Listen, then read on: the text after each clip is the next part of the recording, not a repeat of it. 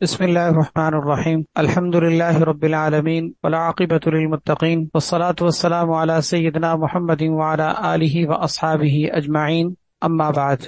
آج کے درس میں انشاءاللہ توبہ سے متعلق جو مبادیات پڑھ رہے تھے ان میں سے 7ویں بات ذکر کی جائے گی، یعنی توبہ اور استغفار کے فضائل اور اس کے فوائد۔ 7 باتیں ہم ذکر کر رہے تھے، جن میں سے 6 باتوں کا بیان گزشتہ دروس میں ہو چکا ہے، یعنی توبہ اور استغفار کی اہمیت اور ضرورت۔ دوسری چیز توبہ اور استغفار کی حقیقت اور ماہیت۔ تیسری چیز توبہ اور استغفار کی قبولیت کی شرائط۔ چوتھی چیز یہ کہ توبہ اور استغفار کی اقسام، اس کی قسمیں۔ پانچویں چیز توبہ کب تک انسان کی مقبول ہوتی ہے، اور چھٹی چیز توبہ اور استغفار کے آداب کیا ہیں۔ یہ 6 چیزیں اب تک کے گزشتہ دروس میں ان کی تفصیل ہو چکی ہے۔ آج 7ویں بات ذکر کی جا رہی ہے، یعنی توبہ اور استغفار کے فضائل، کہ توبہ اور استغفار کی صورت میں انسان کو دنیا اور آخرت میں کیا فائدے اور کیا انعامات حاصل ہوتے ہیں۔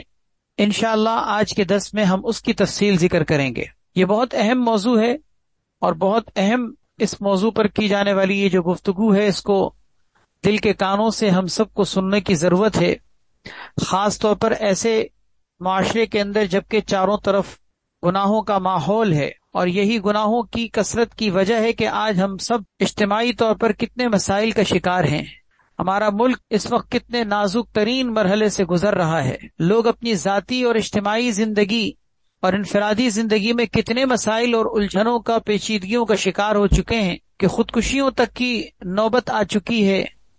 زندگی انسان کی اجیرن ہوتی چلی جا رہی ہے۔ یاد رکھنا چاہیے کہ یہ سارے کے سارے مسائل کا حل ہم سب کے لیے صرف اور صرف اس چیز میں ہے کہ ہم سب مل کر اپنی انفرادی اور اجتماعی زندگی کے گناہوں پر توبہ طائب ہوں، اللہ سے رجوع کریں، اپنے گناہوں پہ معافی مانگیں۔ اس کے علاوہ اور کوئی دوسرا حل نہیں ہے، کیونکہ سب سے بڑا مسئلہ ہمارے گناہ ہیں، سب سے بڑی ہماری پریشانی گناہ ہے۔ دیگر جتنی پریشانیاں ہیں وہ سب ان گناہوں کی پریشانیوں کی نحوست ہے۔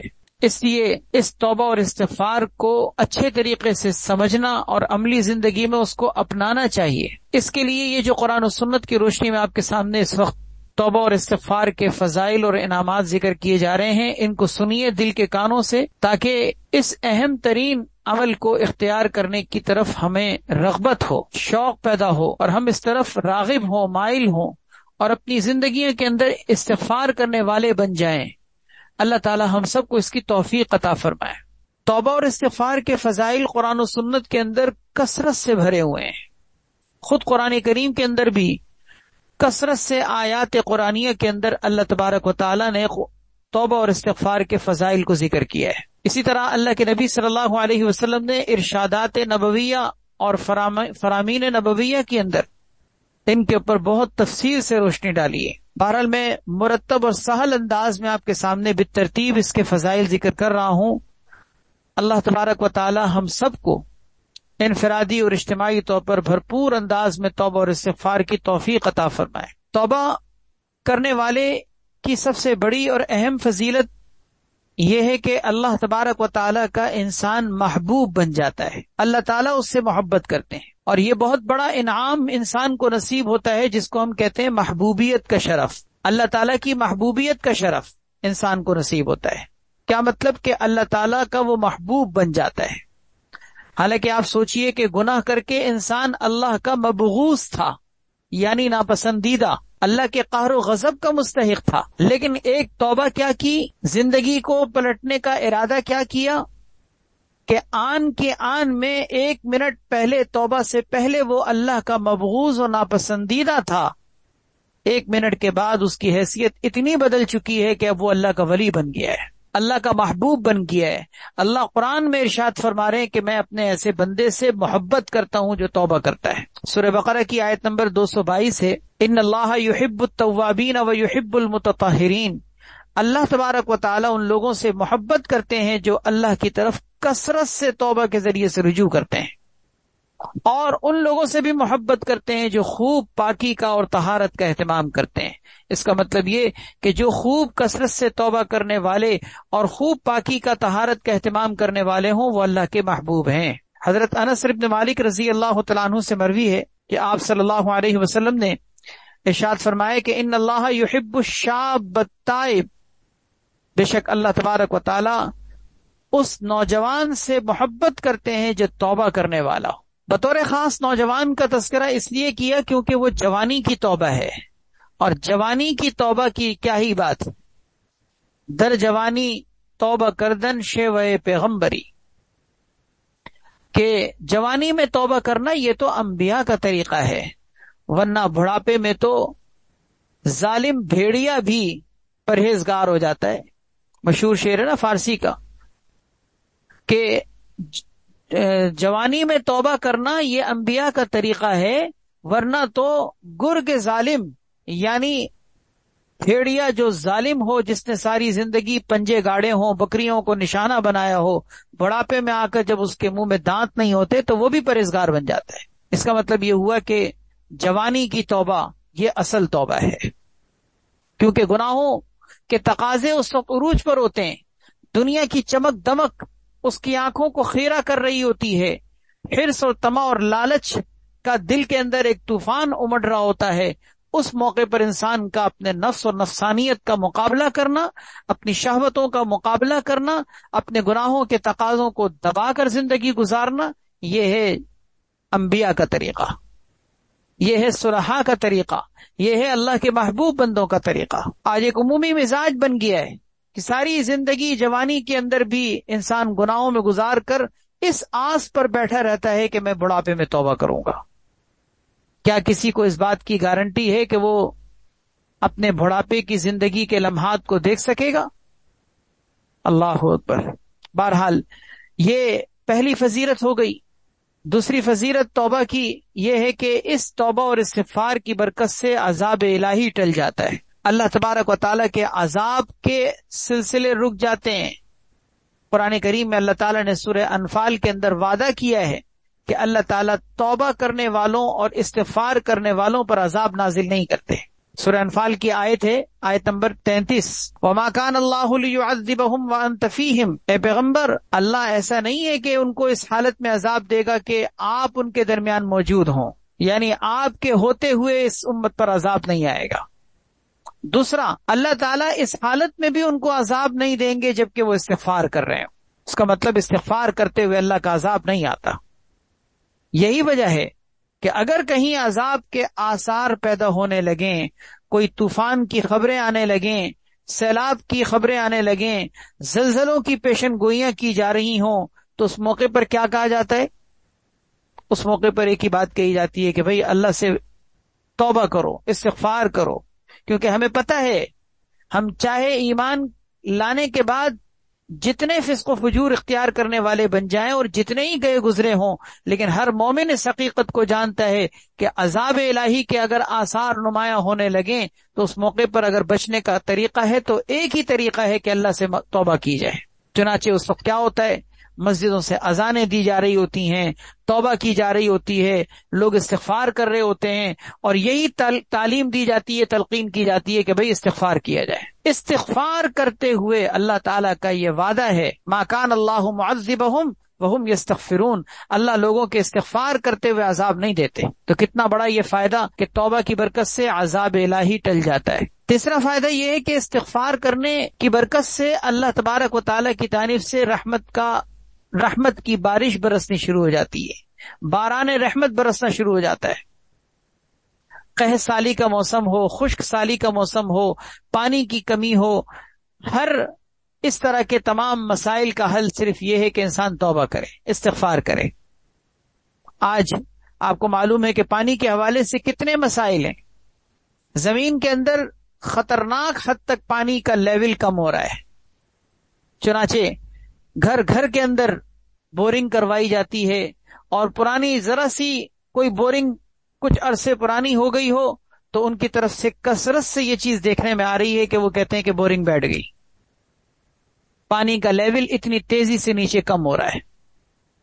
یہ ہمارے گناہوں کی وجہ سے، اور اس کا علاج یہی ہے کہ ہم توبہ کریں، ہم ان گناہوں کو اپنی زندگی سے نکالیں کہ جن گناہوں کی وجہ سے یہ عذاب، یہ نحوست اور یہ پھٹکار ہم پر پڑ رہی ہے۔ کیونکہ ایسے تھوڑی اللہ تبارک و تعالیٰ نے دنیا کو تو ہمارے فائدے کے لیے بنایا، لیکن اگر اس دنیا کے اندر قدرت کے ان تمام مظاہر کے اندر اگر کہیں ہمیں کوئی تنگی محسوس ہو رہی ہے، اگر کوئی ہمیں کمی محسوس ہو رہی ہے، تو وہ در حقیقت ہمارے گناہوں کا نتیجہ ہے.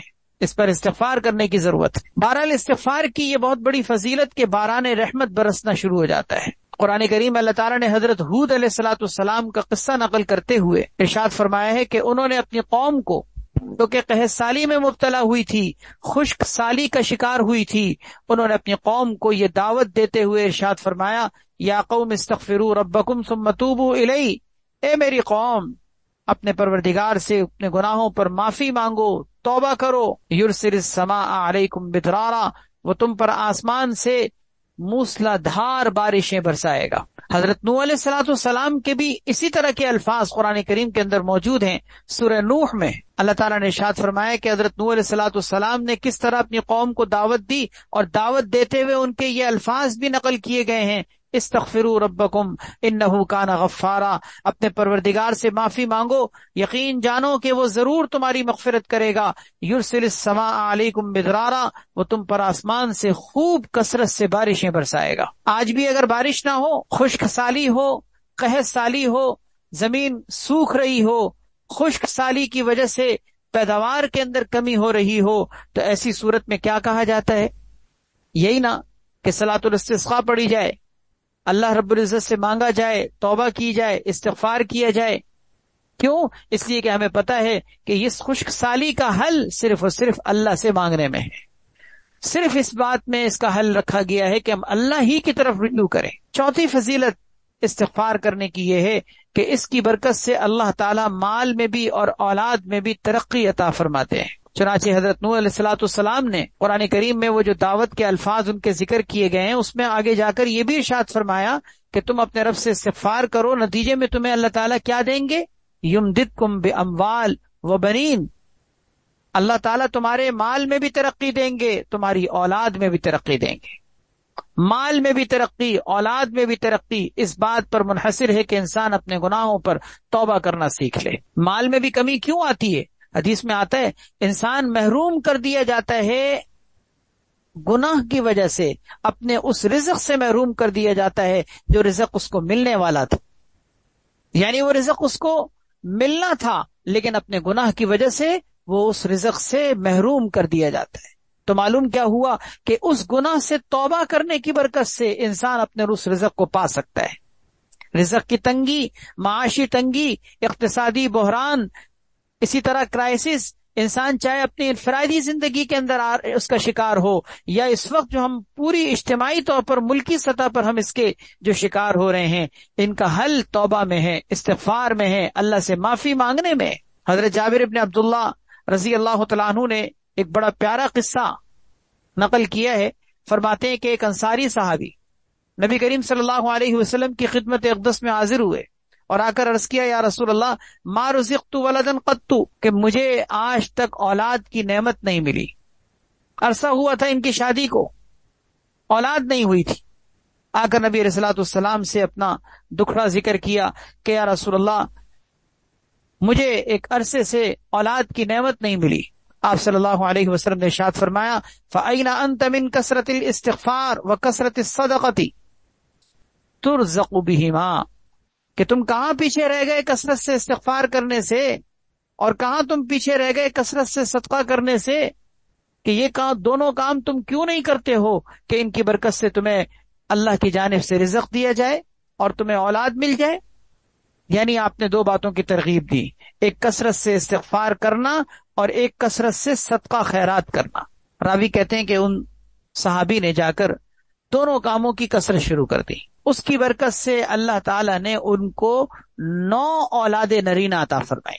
حدیث میں یہ موجود ہے، 9 اولاد نرینہ اللہ تعالیٰ نے ان کو عطا فرمائی. کہاں ایک کے لیے وہ تڑپ رہے تھے اور ترس رہے تھے. آج مزاروں پہ جانے والے، منتیں ماننے والے، دھاگے باندھنے والے، پیروں کے سامنے نعوذ باللہ سجدے کرنے والے، جو اپنی اولاد کے حصول کے لیے اپنے ایمان کے سودے کر رہے ہوتے ہیں، ان کو ڈرنا چاہیے اس طرح کے کفر و شرک کے کام کرنے سے۔ ان کو چاہیے کہ اس موقع پر اگر کوئی تدبیر اختیار کر سکتے ہیں ظاہری اعتبار سے تو وہ یہ تدبیر ہے، اللہ کی طرف رجوع کریں، کثرت سے استغفار کریں، توبہ کریں، اللہ تبارک و تعالیٰ کے راستے میں انفاق فی سبیل اللہ، صدقہ خیرات کریں۔ اللہ تعالیٰ دیکھیں کیسے تقدیر کے فیصلوں کو بدل دیتے ہیں۔ دعا میں اللہ نے وہ طاقت رکھی ہے کہ تقدیر کو بھی بدل دیتی ہے۔ اللہ سے مانگے تو صحیح، اس یقین کے ساتھ، جس کے دل میں یقین نہ ہو کہ پتہ نہیں ملے گا نہیں ملے گا، ہاتھ اٹھاتے ہوئے بھی سوچ رہا ہو کہ پتہ نہیں قبول ہوگی کہ نہیں ہوگی، ایسی دعا نہیں۔ وہ دعا جو ڈوبتے ہوئے انسان کر رہا ہوتا ہے، ایسی دعا تڑپنے کے انداز میں اللہ سے مانگ کے دیکھیں، پھر دیکھیں کیسے بند دروازے آپ کو کھلتے ہوئے اپنی آنکھوں سے نظر آئیں گے، اللہ کی قدرت کے مظاہر آپ کو اپنی آنکھوں سے اترتے ہوئے نظر آئیں گے۔ کوئی مانگنا تو سیکھے، ہم تو مائل بکرم ہیں، کوئی سائل ہی نہیں۔ اللہ تعالیٰ تو ہر وقت دینے کے لیے تیار ہے، اس کے خزانوں میں کوئی نعوذ باللہ کمی ہے۔ پانچویں فضیلت استغفار کی، توبہ کرنے کی، یہ ہے کہ اس استغفار کی کثرت کی برکت سے باغات اور نہروں میں فراوانی ہو جاتی، یعنی خوشحالی، فراوانی، کشادگی نہروں میں، باغات میں، پیداوار میں، پھلوں میں، میووں میں، ثمرات میں، ان کی پیداوار میں برکت کا تعلق بھی کثرت سے استغفار کرنے میں ہے۔ حضرت نوح علیہ الصلوۃ والسلام نے اسی دعوت کے اندر فوائد کو ذکر کرتے ہوئے کہ تم اللہ سے توبہ کرو، استغفار کرو، تمہیں اللہ تعالیٰ کیا کیا دیں گے، ان میں آگے جا کر سورہ نوح کے اندر حضرت نوح علیہ الصلوۃ والسلام نے ایک فائدہ یہ بھی ذکر کیا کہ وَيَجْعَلْ لَكُمْ جَنَّاتٍ وَيَجْعَلْ لَكُمْ أَنْهَارًا، کہ میری قوم تم اللہ تعالیٰ سے کثرت سے استغفار کرو، توبہ کرو، اپنے گناہوں کی معافی مانگو، اللہ تمہارے لیے باغات پیدا کر دیں گے، اللہ تمہارے لیے نہروں کو مہیا کر دیں گے، نہروں کو مہیا کر دیں گے، یعنی اس کا مطلب بہتی ہوئی نہریں اور پیداوار کثرت سے نکالنے والے باغات اللہ تمہیں عطا کر دیں گے۔ چھٹی فضیلت یہ ہے کہ استغفار کی برکت سے انسان کو جسمانی طور پر بھی، بدنی طور پر بھی طاقت اور قوت کا خزانہ نصیب ہوتا ہے۔ انسان اپنے ظاہری بدن کے اعتبار سے، جسم کے اعتبار سے مختلف بیماریوں کا شکار ہو کر لاغر، کمزور ہوتا رہتا ہے۔ اگر اس کو ان ساری بیماریوں سے اور کمزوریوں سے نکلنا ہے، توبہ اور استغفار کرے۔ یہ فائدہ بھی قرآن کریم میں اللہ تعالیٰ نے ذکر کیا ہے۔ حضرت ہود علیہ الصلوۃ والسلام نے اپنی قوم کو دعوت دیتے ہوئے ان سے یہ کہا تھا کہ اے میری قوم، اللہ نے تمہیں مضبوط لمبے تڑنگے جسم کا مالک اور مضبوط طاقت اور قوت کا حامل بنایا ہے، لیکن اس طاقت اور قوت میں اگر تم مزید اضافہ کرنا چاہتے ہو، مزید اپنی طاقت اور قوت کے خزانوں کو بڑھانا چاہتے ہو، تو اے میری قوم اپنے رب سے استغفار کرو، توبہ کرو۔ اس کا فائدہ کیا ہوگا؟ وَيَزِدْكُمْ قُوَّةً إِلَىٰ قُوَّتِكُمْ، اللہ تمہاری قوت میں اضافہ فرمائے گا۔ جتنی طاقت اور قوت اللہ نے تمہیں دی ہے، اس طاقت اور قوت میں اور برکت عطا فرما دے گا۔ اور اگر تم استغفار توبہ نہیں کرتے تو یہی تمہاری سرکشی، تمہاری طاقت اور قوت کے باوجود اللہ تمہیں ہلاک کر دے گا، تمہیں ذلیل و رسوا کر دے گا۔ چنانچہ ایسے ہی ہوا کہ جب ان مضبوط لمبے تڑنگے جسموں کے مالک نے، جو اپنی طاقت اور قوت پر ایسے نازاں تھے کہ کہتے تھے من اشد منا قوہ، کہ ہم سے زیادہ طاقتور اور کون ہو سکتا ہے، لیکن اللہ رب العزت کا جب عذاب آیا تو اللہ رب العزت نے ان کے لمبے تڑنگے جسموں کو ایسے زمین پر بکھیر دیا جیسے کھجور کے تنے بکھرے ہوئے اکھڑے ہوئے پڑے ہوئے ہوں۔ بتا دیا اللہ رب العزت نے اس حقیقت کو کہ طاقت اور قوت اللہ کے سامنے کوئی حیثیت نہیں رکھتی۔ لا حول ولا قوت الا باللہ، طاقت اور قوت کا خزانہ تو اللہ کے پاس ہے۔ تو آج ہم بہت ساری جسمانی بیماریوں، تکلیفوں میں مبتلا ہوتے ہیں، طرح طرح کی نت نئی پیدا ہونے والی بیماریوں کا شکار ہوتے ہیں، ایسی بیماریاں جو آج سے چند سال پہلے بھی ہمیں سننے کو نہیں مل رہی تھی۔ آپ سوچئے 10 سال پہلے اپنی زندگی کے اندر لوٹ جائیے، آج سے 10 سال پہلے دنیا کے اندر کتنی بیماریوں کے اعتبار سے ایسے نام نہیں تھے جو ہم نے آج سنے، کیسے کیسے جراثیم، کیسے کیسے وائرس اور کیسی بیماریوں کی شکلیں۔ اللہ کے نبی صلی اللہ علیہ وسلم تو قرب قیامت میں اور خطرناک بیماریوں کی پیشن گوئیاں فرمائی ہیں۔ آپ نے فرمایا ایسی بیماریاں پیدا ہوں گی جن کو تمہارے باپ دادوں نے سنا نہیں ہوگا، دیکھا تو دور کی بات، تمہارے باپ دادوں نے جن کا نام تک نہیں سنا ہوگا۔ ما لم تسمعوا انتم ولا آباؤکم، نہ تم نے سنا ہوگا نہ تمہارے باپ دادوں نے سنا ہوگا. ایسی ایسی بیماریاں پیدا ہوں گی. یاد رکھیے ان بیماریوں سے، ان تکلیفوں سے، ان پریشانیوں سے، ان الجھنوں سے نکلنے کا طریقہ اور اپنے آپ کو جسمانی صحت مند زندگی کے ساتھ گزارنے کا طریقہ یہ ہے کہ آپ توبہ اور استغفار کو اپنی زندگی کا معمول بنا لیجیے. اللہ مکمل صحت مند زندگی عطا فرمائیں گے. 7ویں فضیلت یہ ہے کہ استغفار انسان جب کرتا ہے تو اللہ تعالیٰ ہر تنگی اور مشکل سے اس کے لیے نکلنے کا راستہ اس کو فراہم کر دیتے ہیں. ہر تنگی سے، کسی بھی قسم کی تنگی، اس میں کوئی بھی تنگی، معاشی تنگی بھی آ جاتی ہیں، لڑائی جھگڑے کے اعتبار سے خاندان میں کوئی مسائل ہیں وہ بھی اس میں آ جاتے ہیں، خوف وغیرہ کے معاملات بھی اس میں آ جاتے ہیں، مقدمات وغیرہ کے اندر کوئی پھنسا ہو وہ بھی اس میں آ جاتے ہیں، بیماریوں کا شکار ہو وہ بھی اس میں کسی بھی قسم کی تنگی ہو، ہر تنگی سے اللہ نکلنے کا راستہ عطا کر دیں گے. ابو داؤد شریف کی روایت ہے، حضرت عبداللہ ابن عباس رضی اللہ تعالیٰ عنہما آپ صلی اللہ علیہ وسلم کا ارشاد نقل فرماتے ہیں، من لزم الاستغفار، جس نے استغفار کو لازم پکڑا، یعنی اس کا مطلب استغفار کو اس نے تھام لیا، کثرت سے استغفار کیا، جعل اللہ له من كل ضیق مخرجا، اللہ تبارک و تعالی اس کے لیے ہر تنگی سے نکلنے کا راستہ اس کو مہیا کر دیں گے. ہر تنگی سے، ہر طرح کی تنگی سے کیسے نکلنا ہے؟ بظاہر سارے اسباب بند، سارے دروازے بند، کوئی راستہ سجھائی نہیں دیتا، لیکن پھر بھی اللہ آپ کو راستہ عطا کریں گے جو استغفار کو لازم پکڑے گا. اسی لیے ہمارے اکابر کہتے ہیں کہ کبھی بھی کوئی غم، فکر، پریشانی، تکلیف، کوئی زندگی کے اندر ٹینشن اس طرح کی آ جائے، آپ اہتمام سے اس عمل کو اختیار کر لیجئے کہ خوب کثرت سے استغفار. باقاعدہ تعداد بھی ذکر کی ہے کہ کوئی بہت بڑا مسئلہ خدا نخواستہ زندگی کے اندر ایسا آ گیا، سب گھر والے جمع ہو کے بیٹھ کے استغفار کی کثرت کریں، 10,000 کا ختم کریں، 30,000 کا ختم کریں، یعنی اتنی کثرت سے استغفار کو. یہ کوئی ضروری نہیں ہے کہ یہ تعداد پوری ہو، بس انسان اگر کثرت سے استغفار کرنا شروع کر دے، اللہ تعالیٰ اس کے لیے مشکلات سے نکلنے کا راستہ اس کو عطا کر دیتے ہیں. 8ویں فضیلت یہ ہے کہ استغفار کی کثرت سے انسان کو ہر طرح کے غم اور فکر سے آزادی ہوتی ہے. یہ ایک ہی حدیث میں 3 فضیلتیں ذکر کی ہیں جس کو میں نمبر وار ذکر کر رہا ہوں. ایک حدیث میں اللہ کے نبی صلی اللہ علیہ وسلم نے 3 فضیلتیں ذکر کی ہیں. پہلی فضیلت، ہر مشکل سے، ہر تنگی سے نکلنے کا اس کو راستہ عطا فرماتے ہیں.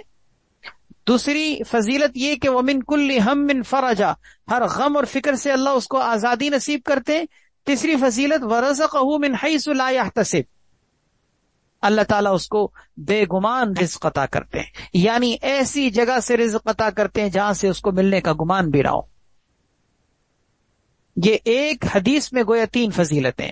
من لزم الاستغفار، جس نے استغفار کو تھاما، پہلی فضیلت یہ کہ اللہ تعالیٰ من کل ضیق مخرجا، ہر تنگی سے اس کو نکلنے کا راستہ عطا کریں گے.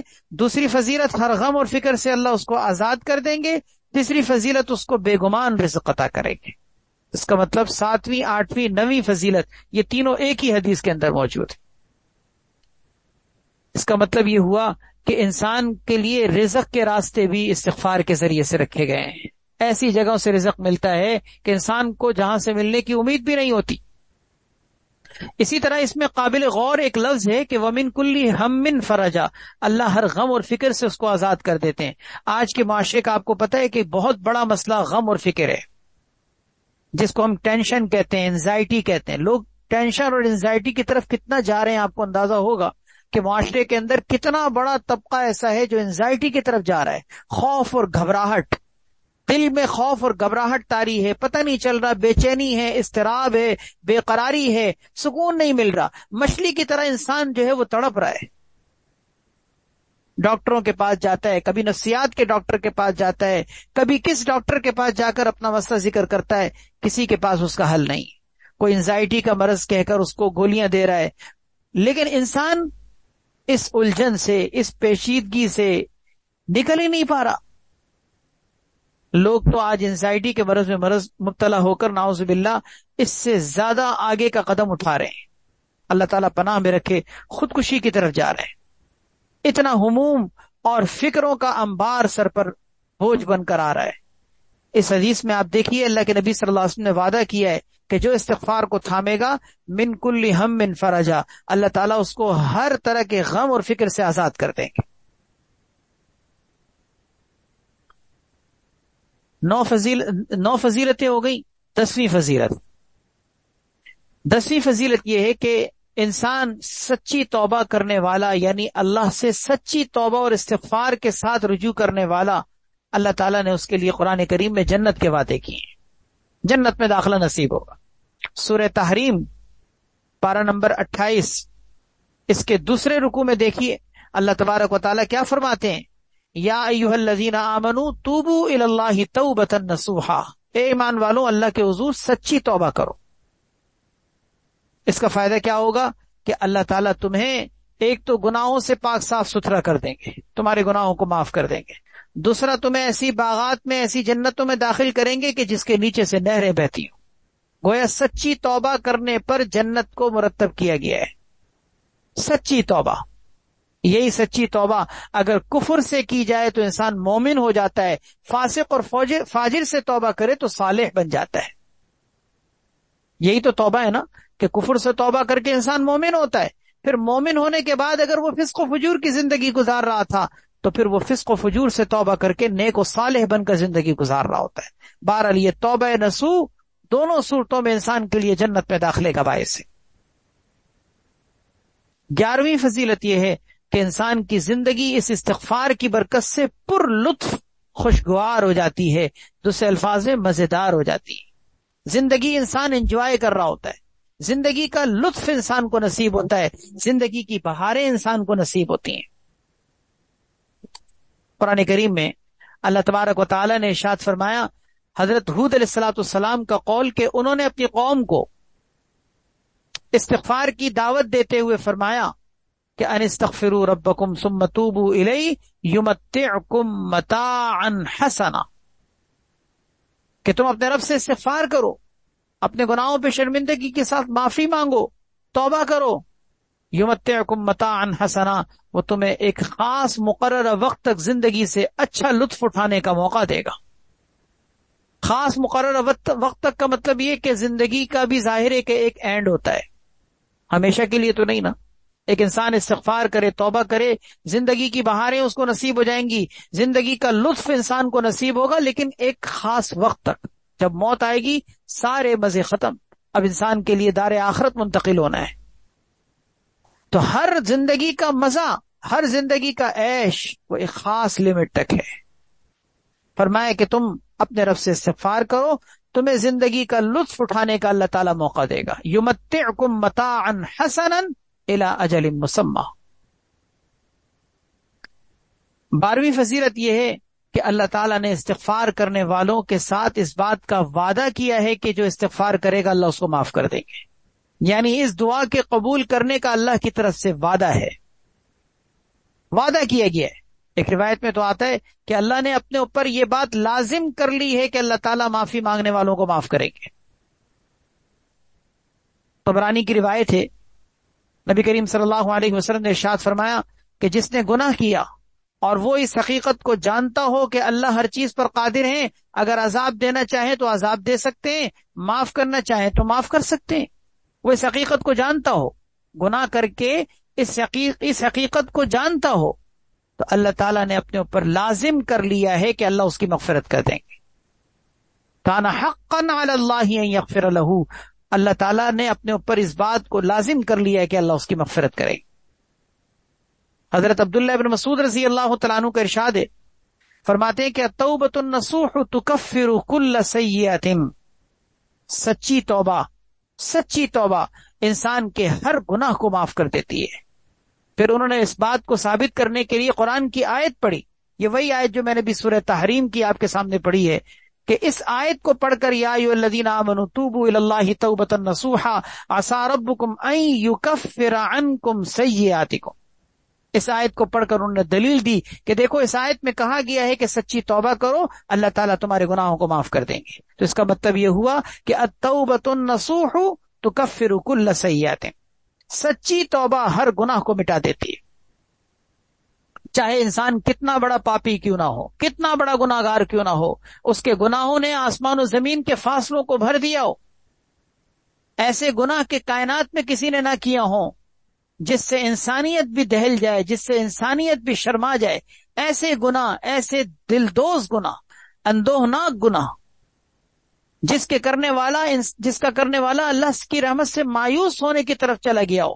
لیکن اللہ تبارک و تعالی نے وعدہ کیا ہے کہ تم سچی توبہ کرو، میں تمہارے سارے گناہوں کو معاف کر دوں گا. اس لیے کہ گناہوں کی کثرت چاہے کتنی کیوں نہ ہو، کتنے ہی گناہ کیوں نہ ہو، اللہ کی رحمت کے سامنے ان کی کوئی حیثیت نہیں. اللہ کی رحمت ہر چیز سے زیادہ وسیع اور کشادہ ہے.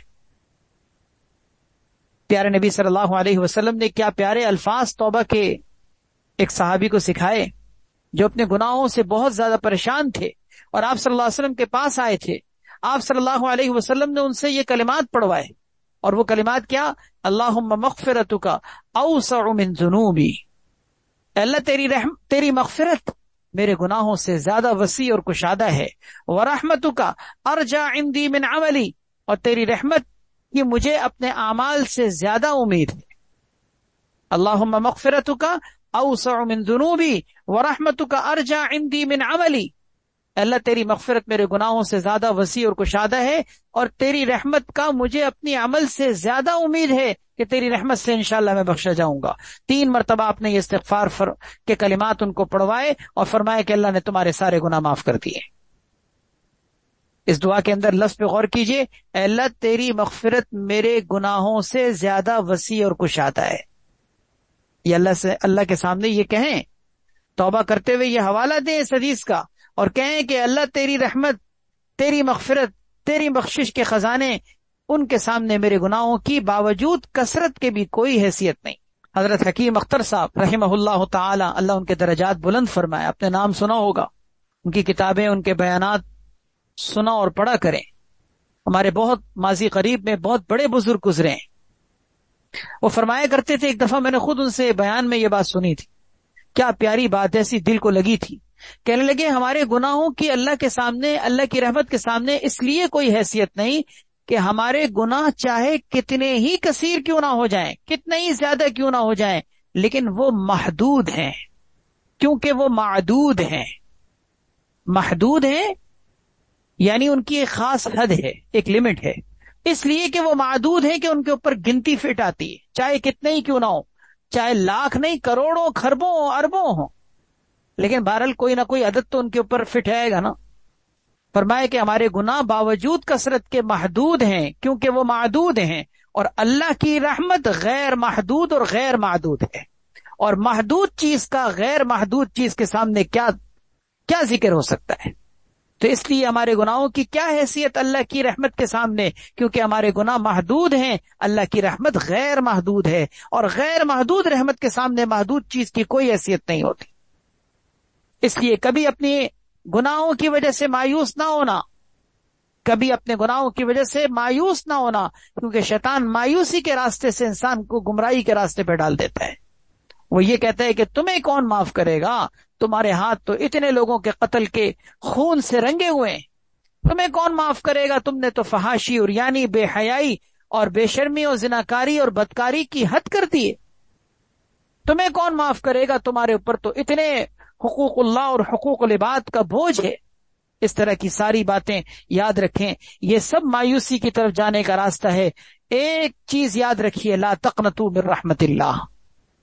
اللہ نے قرآن میں فرما دیا، اللہ سے زیادہ سچی بات کسی کی ہو سکتی ہے؟ شیطان یا شیطانی سوچیں یا شیطانی وساوس، ان کی اللہ کے کلام کے سامنے کیا حیثیت؟ اللہ فرما رہے لا تقنطوا من رحمت اللہ، اللہ کی رحمت سے مایوس مت ہو. جب اللہ نے کہہ دیا مایوس نہ ہو تو ہم کیوں مایوس؟ مایوسی کفر ہے، مایوسی انسان کو کفر کے راستے پہ لے جاتی. التوبۃ النصوح تکفر کل سیئۃ، سچی توبہ انسان کے ہر گناہ کو معاف کر دیتی.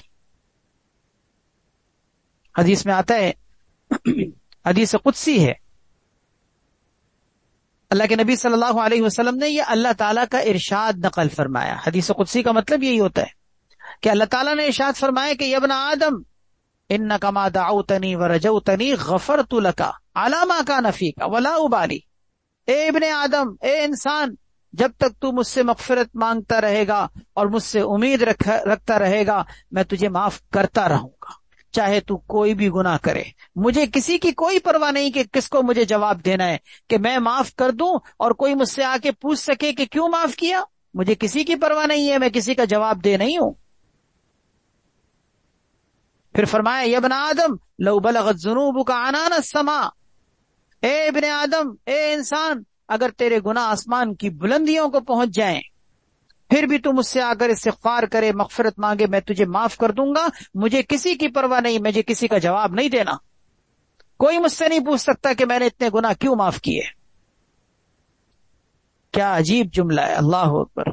اس کے بعد اسی حدیث میں تیسرا جملہ سنیے، یا ابن آدم انک لو اتیتنی بقراب الارض خطایا، اے انسان، اے ابن آدم، اگر تو ساری زمین بھر کر خطائیں اور گناہ لے کر مجھ سے آ کر ملے، لیکن اس حالت میں ملے کہ تو میرے ساتھ کسی کو شریک نہ ٹھہراتا ہو، میں ساری زمین بھر کر تیرے ساتھ مغفرت کے خزانوں کے ساتھ ملاقات کروں گا۔ اللہ اکبر، اللہ اکبر۔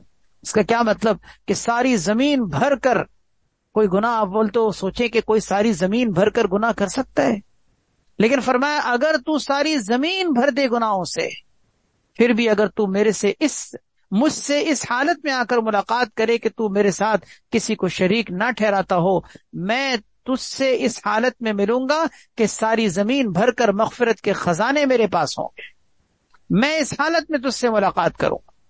اللہ اکبر۔ یہ اس بندے سے کہا جا رہا ہے جس نے ساری کائنات، ساری زمین، ساری دھرتی کو اللہ کی نافرمانیوں سے بھر دیا ہو، یہ اس سے اللہ کے ملنے کا انداز ہے۔ تو سوچئے اعمال صالحہ کر کے، نیکیاں اور اجر و ثواب کما کے، نیکی اور تقوی کی زندگی گزار کر جانے والوں سے اللہ کس حالت میں ملاقات کریں گے؟ اللہ اکبر۔ اللہ کی رحمت کا کوئی کنارہ نہیں ہے، اللہ کی رحمت کی کوئی انتہا نہیں ہے۔ ایک حدیث میں ہے من استغفر اللہ غفر لہ، ترمذی کی روایت ہے، جس نے بھی اللہ تعالیٰ سے مغفرت مانگی اللہ نے اس کو سمجھو بخش دیا۔ یہ نہیں کہ اللہ اس کو معاف کریں گے، ماضی کا صیغہ ہے، من استغفر اللہ غفر لہ، جس نے اللہ سے مغفرت مانگی اللہ نے اس کی مغفرت کر دی۔ یہ نہیں کہ کر دے گا، اللہ نے مغفرت کر دی۔ جو اللہ سے معافی مانگے اللہ اس کی مغفرت فرما دیتے ہیں۔ حدیث میں آتا ہے لو اخطأتم حتی تبلغ خطایاکم السماء، اگر تم خطا کرو، گناہ کرو، اللہ کی نافرمانی کرو اور تمہارے گناہ اتنی کثرت سے ہوں کہ تمہاری خطائیں آسمان کی بلندیوں تک پہنچ جائیں۔ آسمان و زمین کے درمیان کتنا فاصلہ ہے؟ 500 سال کا فاصلہ حدیث میں ذکر کیا گیا ہے۔ یہ سارا فاصلہ 500 سال کا فاصلہ اگر تم گناہوں سے بھر دو، ثم تبتم لتاب اللہ علیکم، پھر اگر تم توبہ کرو اللہ تمہاری توبہ کو قبول کر لے گا۔ اس سے معلوم ہوا کہ انسان کو کبھی بھی اپنے گناہوں کی کثرت کے باوجود بھی مایوسی کے راستے پر نہیں جانا چاہیے۔ یہ مایوسی کا راستہ ایسا خطرناک راستہ ہے کہ جو انسان کو راہ حق سے ہٹا دیتا ہے۔ ایک روایت میں ہے حضرت ابو امامہ رضی اللہ تعالیٰ عنہ آپ صلی اللہ علیہ وسلم کا ارشاد نقل فرماتے ہیں ما من قوم یجلسون فی مجلس فیستغفرون اللہ قبل ان یتفرقوا الا غفر اللہ لهم، کہ کچھ لوگ اگر کسی جگہ بیٹھ کر جدا ہونے سے پہلے، الگ ہونے سے پہلے اگر اللہ تعالیٰ سے استغفار کر لیں اللہ تعالیٰ ان کو ضرور معاف کر دیتے ہیں، اللہ تعالیٰ ان کو ضرور معاف کر دیتے ہیں۔ کیا مطلب؟ مجلس کے اختتام پر کچھ افراد جو ایک جگہ بیٹھے تھے، جمع ہوئے تھے، اگر انہوں نے کھڑے ہونے سے پہلے استغفار کر لیا اللہ کا وعدہ ہے کہ اللہ ان کی مغفرت کر دیں گے۔ اسی لیے مجلس کے اختتام پر یہ دعا پڑھی جاتی ہے جو حدیث میں ذکر کی گئی ہے سبحانک اللہم و بحمدک اشہد ان لا الہ الا انت استغفرک و اتوب الیک۔ انسان کو ہر مجلس، کہیں بھی آپ بیٹھیں، بھلے 2 منٹ کے لیے بیٹھیں، بھلے 2 گھنٹے کے لیے بیٹھیں، لیکن یاد رکھیں اپنی عادت بنا لیں، کھڑے ہوتے ہوئے، مجلس برخاست ہوتے ہوئے یہ زبان سے کلمات پڑھ لیا کریں۔ پوری دعا یاد نہ ہو سکے صرف استغفار ہی کر لیا کریں۔ حدیث کے مطابق جب کچھ لوگ بیٹھ کر جدا ہوں اور استغفار کر کے جدا ہوں اللہ ان کو ضرور معاف کر دیتے ہیں۔ 13ویں فضیلت یہ ہے کہ اللہ تبارک و تعالیٰ کو معاف کرنا بہت پسند ہے۔ یہ اللہ تعالیٰ کو عمل ہی بہت پسند ہے کہ اللہ تعالیٰ معاف کرنے کے عمل کو بہت پسند کرتے ہیں۔ یہی وجہ ہے کہ اللہ تعالیٰ نے اپنے بندوں کو بھی ایک دوسرے کو معاف کرنے کا حکم دیا ہے، معافی مانگنا بھی اللہ کو پسند ہے، معاف کرنا بھی اللہ کو پسند ہے. معافی مانگنے والے کو بھی اللہ تعالیٰ پسند کرتے ہیں کہ وہ سرکش نہیں ہے، بغاوت نہیں کر رہا، معافی مانگ رہا ہے. کسی سے غلطی ہو گئی، انسان معافی مانگ رہا ہے، یہ بھی اللہ کو محبوب. تو جس سے معافی مانگی جا رہی ہے اس کے لیے بھی اللہ تعالیٰ نے یہی پسند کیا ہے کہ وہ معاف کرتے. اللہ بھی معاف کرنے والا، اللہ کے نبی بھی معاف کرنے والے. آپ نے اپنے خون کے پیاسوں کو بھی معاف کیا تھا جنہوں نے آپ کو آپ کے وطن عزیز سے نکالا تھا، مکہ مکرمہ کی پاکیزہ سرزمین سے جن لوگوں نے نکالا تھا اور آپ کو ہجرت کرنے پر مجبور کیا تھا. آپ جب اقتدار کے مالک ہوئے، آپ جب فاتحانہ حیثیت سے مکے میں داخل ہوئے، آپ بدلہ لے سکتے تھے، چن چن کے مار سکتے تھے، لیکن اللہ کے نبی صلی اللہ علیہ وسلم نے اپنے خون کے ان دشمنوں کو، اپنے خون کے ان پیاسوں کو آپ نے سب کو معاف کیا تھا. تو معاف کرنا اللہ کو بہت پسند ہے. حضرت ابو ایوب انصاری رضی اللہ تعالیٰ عنہ بڑے مشہور صحابی ہیں. ان کی جب وفات کا وقت قریب آیا تو مرنے سے پہلے، اپنی وفات سے پہلے وہ لوگوں سے فرمانے لگے قد کتمت عنکم شیئا سمعته من رسول اللہ صلی اللہ علیہ وسلم، کہ میں نے تم سے کسی مصلحت کی وجہ سے ایک بات اب تک چھپا رکھی تھی جو میں نے اللہ کے رسول صلی اللہ علیہ وسلم سے سنی تھی، لیکن اب میرے دنیا سے جانے کا وقت آ گیا ہے. اب میں نہیں چاہتا کہ میں وہ تم سے چھپا کر دنیا سے چلے جاؤں، میں وہ حقیقت کھول رہا ہوں، میں اس راز سے پردہ ہٹا رہا ہوں، اور اب میں وہ تمہیں اللہ کے نبی صلی اللہ علیہ وسلم کا ارشاد سناتا ہوں. وہ کیا ارشاد ہے؟ اللہ اکبر، کیا عجیب ارشاد ہے. ترمذی کے اندر یہ روایت موجود ہے. کہنے لگے آپ صلی اللہ علیہ وسلم نے ایک دفعہ ارشاد فرمایا تھا لولا انکم تذنبون لخلق اللہ خلقا یذنبون فیغفر لهم، اگر تم گناہ کرنا چھوڑ دو اور سب کے سب گناہوں کو بالکل ہمیشہ کے لیے ترک کر دو اور گناہ کرنا ہی بند کر دو، تو اللہ تعالیٰ ایک ایسی مخلوق کو پیدا فرمائیں گے جو گناہ کرے گی اور پھر معافی مانگے گی، اللہ تعالیٰ ان کو معاف کرے گی، کیونکہ اللہ تعالیٰ کو معافی مانگنے والے بندے پسند ہیں. اگر تم گناہ کرنا چھوڑ دو گے تو پھر معافی مانگنا بند کر دو گے، اس کا مطلب یہ کہ اللہ تعالیٰ تو اس بات کو پسند کرتے ہیں، تو اللہ ایسی مخلوق کو پیدا کرے، کیونکہ اللہ کو یہ عمل پسند ہے. اللہ کو یہ عمل پسند ہے کہ بندہ اس کے سامنے روئے، گڑ گڑائے، معافی مانگے کہ یا اللہ مجھ سے گناہ ہو گیا. لیکن یاد رکھیے اس حدیث کا یہ مطلب نہیں ہے کہ ہم اس کی وجہ سے گناہ پر جری ہو جائیں اور جان بوجھ کر گناہ کرنے لگیں یہ سوچ کر کہ اللہ تعالیٰ کو معافی مانگنا پسند ہے لہذا چلو گناہ کرتے ہیں، پھر توبہ کریں گے، اللہ کو منائیں گے. نہیں نہیں نہیں، یاد رکھیے یہ حدیث کا ہرگز مطلب نہیں. اس حدیث میں تو اللہ کی رحمت کا بیان ہے، اللہ کی رحمت کا بیان ہے. اللہ کی رحمت کو بیان کیا جا رہا ہے کہ اللہ کی رحمت کتنی وسیع اور کشادہ ہے کہ اللہ تعالیٰ کو یہ عمل بندے کا پسند آتا ہے کہ بندہ اس سے معافی مانگے. یہ مطلب نہیں ہے کہ ایک انسان اس کی وجہ سے گناہ پر جری ہو. نہیں نہیں، اللہ تعالیٰ انسان کو خدا نہ خواستہ اگر اس نے گناہ کیا ہے اور گناہ کے بعد توبہ کی توفیق ہی نہ ملی تو کیا ہوگا؟ بعض گناہ ایسے ہوتے ہیں جن کی پھٹکار ایسی ہوتی ہے کہ انسان سے توبہ کی توفیق سلب کر لی جاتی.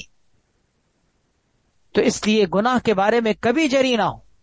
کوئی شخص اگر زہر کھا کر، کتنی پیاری مثال حضرت حکیم احمد تھانوی رحمۃ اللہ نے دی ہے کہ اگر کوئی شخص زہر کھا کر بچ گیا تو کیا دوسرے شخص کو اس بات کی اجازت ہوگی اور کیا وہ اپنے لیے اس بات کو پسند کرے گا کہ یہ آدمی زہر کھا کے بچا تھا تو میں بھی زہر کھا کے بچ جاؤں گا لہذا چلو میں بھی زہر کھاتا ہوں؟ نہیں نہیں، کوئی بھی نہیں پسند کرے گا. ایک آدمی زہر کھا کر اس کا تریاق کھاتا ہے، تریاق کہتے ہیں نا زہر کا توڑ، اور وہ بچ جاتا ہے، تو کیا دوسرا آدمی اس منظر کو دیکھ کر یہ گوارا کر سکے گا کہ چلو میں بھی زہر کھاتا ہوں، میں بھی تریاق پھانک لوں گا؟ نہیں نہیں، وہ کبھی برداشت نہیں کرے گا، کیونکہ ہو سکتا ہے وہ بچ گیا میں نہ بچ سکوں. تو اسی طرح اگر کسی شخص کو اس طرح کی حدیثوں کی وجہ سے دھوکا ہوتا ہے اور وہ یہ سمجھتا ہے کہ اللہ تعالیٰ تو معاف کرنے والے ہیں، چلو آؤ گناہ کرتے ہیں، تو یہ ایسا ہی ہے کہ کوئی جان بوجھ کر گھڑے میں چھلانگ لگائے یہ سوچ کر کہ فلاں گرا تھا وہ بچ گیا تھا، چلو میں بھی گروں گا میں بھی بچ جاؤں گا.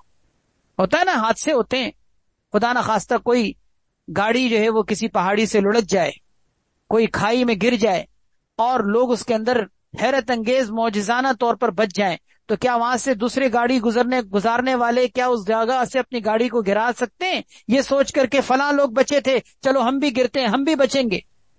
نہیں نہیں نہیں، یہ کوئی جری ہونے والی بات ہے؟ یہ تو اللہ تعالیٰ کی قدرت کا کرشمہ ہے۔ اسی طرح یاد رکھیے گناہ کرنے کی چیز نہیں، گناہ ہو جائے تو انسان اللہ تعالیٰ سے معافی مانگے۔ 14ویں فضیلت یہ ہے کہ توبہ کرنے والے سے اللہ تعالیٰ خوش ہوتے ہیں۔ اور کتنا خوش ہوتے ہیں؟ اللہ اکبر! کسی شخص کی اگر سواری گم ہو جائے نا، اور وہ سواری اسباب اور وسائل اور ساز و سامان سے لدی ہوئی ہو، اور پھر انسان کو وہ سواری دوبارہ مل جائے، تو اس سواری کے دوبارہ ملنے کی وجہ سے انسان کو اس پر کتنی خوشی ہوتی ہے؟ حدیث کے مطابق اس سے زیادہ خوشی اللہ کو اس بات پر ہوتی ہے کہ بندہ اللہ تعالیٰ سے توبہ کرے۔ حدیث میں آتا ہے، حضرت ابو ہریرہ رضی اللہ تعالیٰ عنہ آپ صلی اللہ علیہ وسلم کا ارشاد نقل فرماتے ہیں، للہ افرح بتوب احدکم من احدکم بضالته اذا وجدها، اللہ تعالیٰ تم میں سے کسی شخص کی توبہ کرنے پر اس سے زیادہ خوش ہوتے ہیں جتنا تم میں سے کوئی شخص اپنی گمشدہ سواری کے ملنے پر خوش ہوتا ہے۔ اور ایک اور حدیث کے اندر بخاری شریف کی روایت ہے، اس سے زیادہ اس واقعے کی تفصیل ذکر کی گئی ہے کہ اللہ تعالیٰ کتنا خوش ہوتے ہیں۔ فرمایا کہ اللہ تعالیٰ اپنے بندے کی توبہ پر اس شخص کے خوش ہونے سے بھی زیادہ خوش ہوتے ہیں کہ جو کہیں مثال کے طور پر سفر میں چلتے چلتے کسی ہلاکت کی جگہ پر اترے، یعنی بیابان جگہ پر جہاں پر آبادی نہ ہو اور وہاں پر اترنے کی صورت میں انسان کے لیے ہلاکت کا امکان ہو، ایسی جگہ پر مثلاً وہ اترے سواری سے اور تھک ہار کر وہاں آرام کے لیے اترے، اور اس کے ساتھ اس کے سواری بھی ہو، اس پر اس کا کھانا پینا بھی موجود ہو، اور وہ آرام کرنے کے لیے کہیں سر رکھ کر تھوڑا سا آرام کرنے کے لیے لیٹے اور سو جائے۔ آنکھ لگ گئی، سو گیا۔ اب جب بیدار ہوا تو اس نے دیکھا کہ نہ وہ سواری ہے، نہ وہ اسباب اور وسائل اور ساز و سامان ہے۔ سواری جا چکی تھی، سواری بھاگ چکی تھی۔ وہ اپنی سواری کو ڈھونڈنے کے لیے، کیونکہ اس سواری پر اس کا کھانا پینا بھی موجود ہے، ساز و سامان بھی موجود ہے، اور یہ ہے بھی ہلاکت کی جگہ، اگر سواری نہیں ملی تو آگے کیسے سفر کر سکے گا؟ یہ گھبرا گیا، پریشان ہو کر اپنی سواری کو ڈھونڈنے کے لیے نکلا، یہاں تک کہ ڈھونڈتے ڈھونڈتے ڈھونڈتے ڈھونڈتے تھک گیا۔ گرمی اور پیاس کی وجہ سے اس کی یہ حالت ہو گئی کہ اب وہ پریشان ہو کر، زندگی سے مایوس ہو کر، یہ سوچ کر کہ اب تو مجھے مرنا ہے، کیونکہ اب تو مجھے سواری نہیں مل رہی، نہ کھانا ملا، نہ پانی ملا، قرب و جوار میں کوئی آبادی اور بستی بھی نہیں ہے، اب تو میں اس صحرا میں، ریگستان میں، بیابان جگہ پر اسی طرح تڑپتے ہوئے مر ہی جاؤں گا۔ یہ سوچ کر بالکل مایوس ہو گیا، اور آ کر اسی جگہ جہاں سے وہ اٹھ کے گیا تھا نا، جہاں وہ سو رہا تھا، اسی جگہ پر آ کے لیٹ گیا، مرنے کے انتظار کرنے کے لیے، یہ سوچ کر کہ اب تو مجھے مرنا ہے۔ ابھی جیسے ہی وہ آ کر اس جگہ پر لیٹے، اور جیسے ہی لیٹے تو اپنا سر اٹھا کر دیکھتا ہے کہ سامنے سے اس کی سواری آ رہی ہے، وہی سواری جس کو وہ ڈھونڈ ڈھونڈ کے تھک چکا تھا، وہ اپنی سواری کو سامنے دیکھتا ہے، جبکہ وہ اپنی زندگی سے مایوس ہو چکا تھا۔ آپ صلی اللہ علیہ وسلم نے فرمایا کہ سوچو، اندازہ کرو کہ یہ شخص اپنی سواری کے ملنے پر کتنا خوش ہوگا، کہ زندگی سے مایوس ہو چکا ہے اور مرنے کا انتظار کر رہا تھا، لیکن اپنی سواری کو دیکھ کر کتنا خوش ہو رہا ہے۔ فرمایا اللہ تعالیٰ اپنے بندے کی توبہ پر اس سے زیادہ خوش ہوتے ہیں جتنا یہ اپنی سواری کے ملنے پر خوش ہوتا ہے۔ یہ بخاری شریف کی روایت ہے، اور صحیح مسلم میں اس شخص کی شدت کا عالم یہ ذکر کیا گیا ہے کہ خوشی کی شدت اس کی یہ کہ جب اس کی سواری ملی تو وہ سواری اتنا ملنے پر خوش ہوا کہ اس نے اٹھ کر اس سواری کی لگام کو پکڑا اور خوشی کے مارے زبان سے یوں کہنے لگا، اللہم انت عبدی وانا ربک۔ غور کیجئے گا الفاظ پر، اللہم انت ربی وانا عبدک، اللہم انت عبدی وانا ربک، یعنی اس نے زبان سے یوں کہا کہ اے اللہ تو میرا بندہ ہے، میں تیرا رب ہوں۔ حالانکہ کہنا کیا چاہیے تھا؟ اللہم انت ربی وانا عبدک کہنا چاہیے تھا نا، کہ اللہ تو میرا رب ہے، میں تیرا بندہ ہوں۔ لیکن خوشی کے مارے اس نے کہنا کچھ تھا، زبان سے کچھ نکل رہا ہے۔ ہوتا ہے نا بعض اوقات انسان بہت زیادہ خوش ہو تو زبان بھی انسان کی پھسل رہی ہوتی ہے، سپت کر رہی ہوتی ہے، بولنا کچھ چاہ رہا تھا، نکل کچھ رہا ہے۔ تو اس نے خوشی کے مارے اللہ تعالیٰ کا شکر ادا کرنے کے لیے زبان سے یوں کہا کہ اللہ تو میرا رب ہے، میں تیرا بندہ ہوں، لیکن یوں نکل گیا اللہم انت عبدی وانا ربک، کہ تو میرا بندہ ہے، میں تیرا رب ہوں۔ آپ صلی اللہ علیہ وسلم نے فرمایا کہ اس کی خوشی کی شدت کو ذرا سوچو کہ خوشی کے مارے اس کی زبان پھسل رہی ہے، اتنا خوش ہے۔ اللہ تعالیٰ اس بندے کے خوش ہونے سے زیادہ خوش ہوتے ہیں اپنے بندے کی توبہ کرنے پر، اپنے بندے کی توبہ کرنے پر۔ کیا مطلب؟ اللہ تعالیٰ کے سامنے جب بندہ اپنے گناہوں کی زندگی کو چھوڑ کر اپنی زندگی کا ٹریک چینج کرتا ہے، اپنی زندگی کے اندر انقلاب برپا کرنے کی نیت سے اللہ کے پاس آتا ہے کہ یا اللہ بس اب بہت ہو گئی، اب نہیں کروں گا، بس بہت ہو گئی یا اللہ، میں نے آج تک تجھے ناراض کیا، اب تجھے ناراض نہیں کروں گا، ایک سانس بھی تیری نافرمانی میں لینا گوارا نہیں کروں گا۔ اللہ کے سامنے جب یہ روتے ہوئے آنسو گراتے ہوئے اللہ کے سامنے کہتا ہے، آپ یقین کر لیجئے اللہ تعالیٰ اس بندے سے زیادہ خوش ہوتے ہیں، اس بندے سے زیادہ کہ جو اپنی سواری کے ملنے پر اتنا خوش ہو رہا تھا کہ بولنا کچھ چاہ رہا تھا، نکل کچھ رہا تھا۔ کیا خوشی کا عالم ہوگا! اللہ اکبر! اللہ تعالیٰ کی اپنے بندے سے یہ محبت کا انداز ہے۔ کیوں؟ اس لیے کہ اللہ تعالیٰ اپنے بندوں کو کامیاب کرنا چاہتے ہیں۔ اللہ تعالیٰ نہیں چاہتے ہمیں دوزخ میں ڈالنا۔ اللہ نے دوزخ اس لیے نہیں بنائی کہ اپنے بندوں کو اس میں بھر دیں۔ اللہ تعالیٰ اپنے بندوں کو کامیاب کرنا چاہتے ہیں۔ بندہ ہی سرکشی اور بغاوت پر اتر آئے تو پھر کیا حل ہے؟ اب یہ اللہ تعالیٰ کی خوشی کا جو انداز، اللہ تعالیٰ کی خوشی کا جو یہ عالم، آپ سوچئے ذرا، تو ہمیں کیا ایسا نہیں کرنا چاہیے کہ جس چیز سے اللہ خوش ہو ہم وہ کام کریں، دن رات ہم کریں؟ جس سے اللہ خوش ہوتے ہیں وہ کام تو ہمیں کثرت سے کرنا چاہیے، کیونکہ یہ ہمارے رب، ہمارے پیدا کرنے والے، ہمارے پروردگار، ہمارے خالق اور مالک کی رضا، اس کی خوشنودی اور اس کی خوشی کا باعث ہے۔ اللہ کو خوش کرنے کے لیے، اللہ کو راضی کرنے کے لیے اپنی زندگی کے اندر توبہ اور استغفار کو شامل کر لیجیے۔ حدیث قدسی میں آتا ہے، انا عند ظن عبدی بی، میں اپنے بندے کے ساتھ ویسا ہی معاملہ کرتا ہوں جیسا وہ میرے ساتھ گمان کرتا ہے، میں اس کے ساتھ ہوتا ہوں جب وہ مجھے یاد کرتا ہے۔ اس کے بعد پھر آپ صلی اللہ علیہ وسلم نے ارشاد فرمایا، اللہ تبارک و تعالی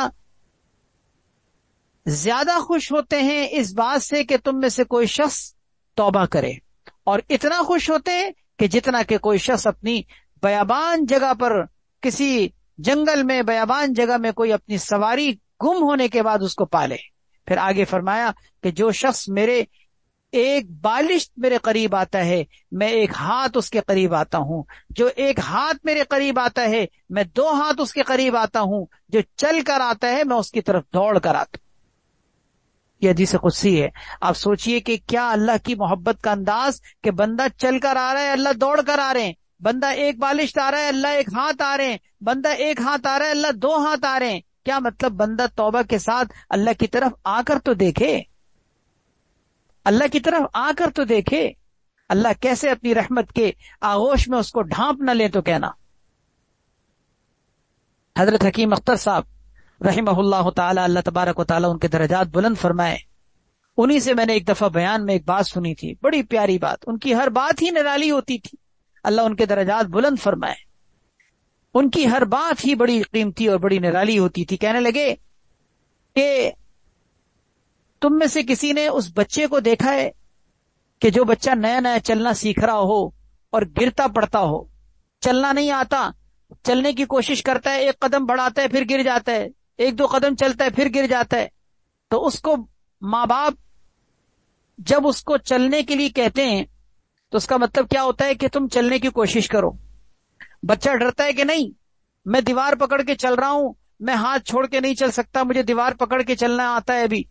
تو باپ کہتا ہے، ماں کہتی ہے کہ نہیں تم آؤ تو صحیح، تم آؤ تو صحیح، 2 قدم چلو تو صحیح۔ حضرت فرماتے ہیں کہ وہ بچہ کوشش کر کے 1 قدم 2 قدم بڑھتا ہے، وہ گرنے لگتا ہے، ماں آ کے اس کو تھام لیتی ہے، ماں آ کے اس کو تھام لیتی ہے، کیونکہ ماں کو پتا ہے کہ یہ بچہ میں گرنے نہیں دوں گی۔ اچھا، بچے کو بھی اس بات سے خود اعتمادی اور کانفیڈینس پیدا ہوتا ہے، بچہ کہتا ہے کہ ٹھیک ہے مجھے میری ماں پکڑے گی نا تو ٹھیک ہے، وہ کوشش کر کے پھر 2 قدم چلتا ہے، پتا ہے اس کو میں گروں گا لیکن یہ بھی پتا ہے کہ میری ماں مجھے پکڑ لے گی۔ پر میں بالکل اسی طرح سمجھ لو بندے کا بھی اپنے رب کے ساتھ معاملہ ہوتا ہے، بندہ گناہوں والی زندگی سے توبہ کر کے جب اللہ کی طرف آتا ہے نا، لڑکتے ہوئے قدموں کے ساتھ آتا ہے، گرتے پڑتے ہوئے آتا ہے، لیکن اللہ اس کے لڑکتے ہوئے قدموں سے اس کو گرنے نہیں دیتے، اللہ آگے بڑھ کر اس کو تھامتے ہیں، اپنی رحمت کی آغوش میں اس کو ڈھانپتے ہیں، اللہ تعالیٰ اس کو اپنی رحمت کے سینے سے لگا لیتے، کیونکہ اللہ 70 ماؤں سے زیادہ محبت کرنے والے۔ اللہ کی محبت کا کیا عالم، 70 ماہ، ایک ماں کی محبت کی دنیا میں کوئی مثال نہیں دی جا سکتی۔ کوئی ہے دنیا کے اندر مثال کہ آپ ماں کی محبت کی مثال دے سکیں؟ کیا محبت کی مثال ہوتی ہے کہ جانور بھی اپنے بچے سے مانتا جو ہوتی ہے وہ جانور کی بھی اپنے بچوں سے ہوتی ہے۔ کس طرح اپنے بچوں کے پیدا ہونے سے پہلے وہ گھونسلہ بناتی ہے، اس انڈوں کو کیسے سینکتی ہے، سردی گرمی اور دھوپ سے کیسے بچاتی ہے، بارش سے کیسے بچاتی ہے، اور پھر وہی ماں پرندے کی ہو چاہے وہ درندے کی ہو چاہے وہ کسی جانور کی کیوں نہ ہو، جب تک بچہ نہ ہو کوئی اس کو ہوش کرے بھگا سکتا ہے، لیکن اگر بچہ دے دے تو بچہ دینے کے بعد اس کے قریب کوئی آ کے دکھائے، کہتے ہیں نا کتیا جس نے بچے دیے ہوں اس سے خود بٹ کے رہنا چاہیے، کیونکہ وہ اپنے بچوں کے اوپر آنے والے کسی قدم کو برداشت نہیں کر سکتی۔ ویسے کتے کو آپ ہوش کریں، پتھر ماریں، وہ بھاگے گی، لیکن اگر آپ کسی کتیا کو جس کے ساتھ اس نے بچے دیے ہوں اور ان کی وہ پرورش کر رہی ہو، آپ ہوش تو کر کے دیکھیں ذرا، آپ کو بتائے گی کہ کتیا کسے کہتے ہیں۔ ماں کی مامتا ایسی ہے، آپ قربان جائیے اللہ تبارک و تعالیٰ کی رحمت پر، اللہ کی محبت پر۔ 70 ماؤں سے زیادہ وہ رب جو محبت کرتا ہے اس کا اپنے بندوں کے ساتھ محبت کا کیا عالم ہوتا ہو۔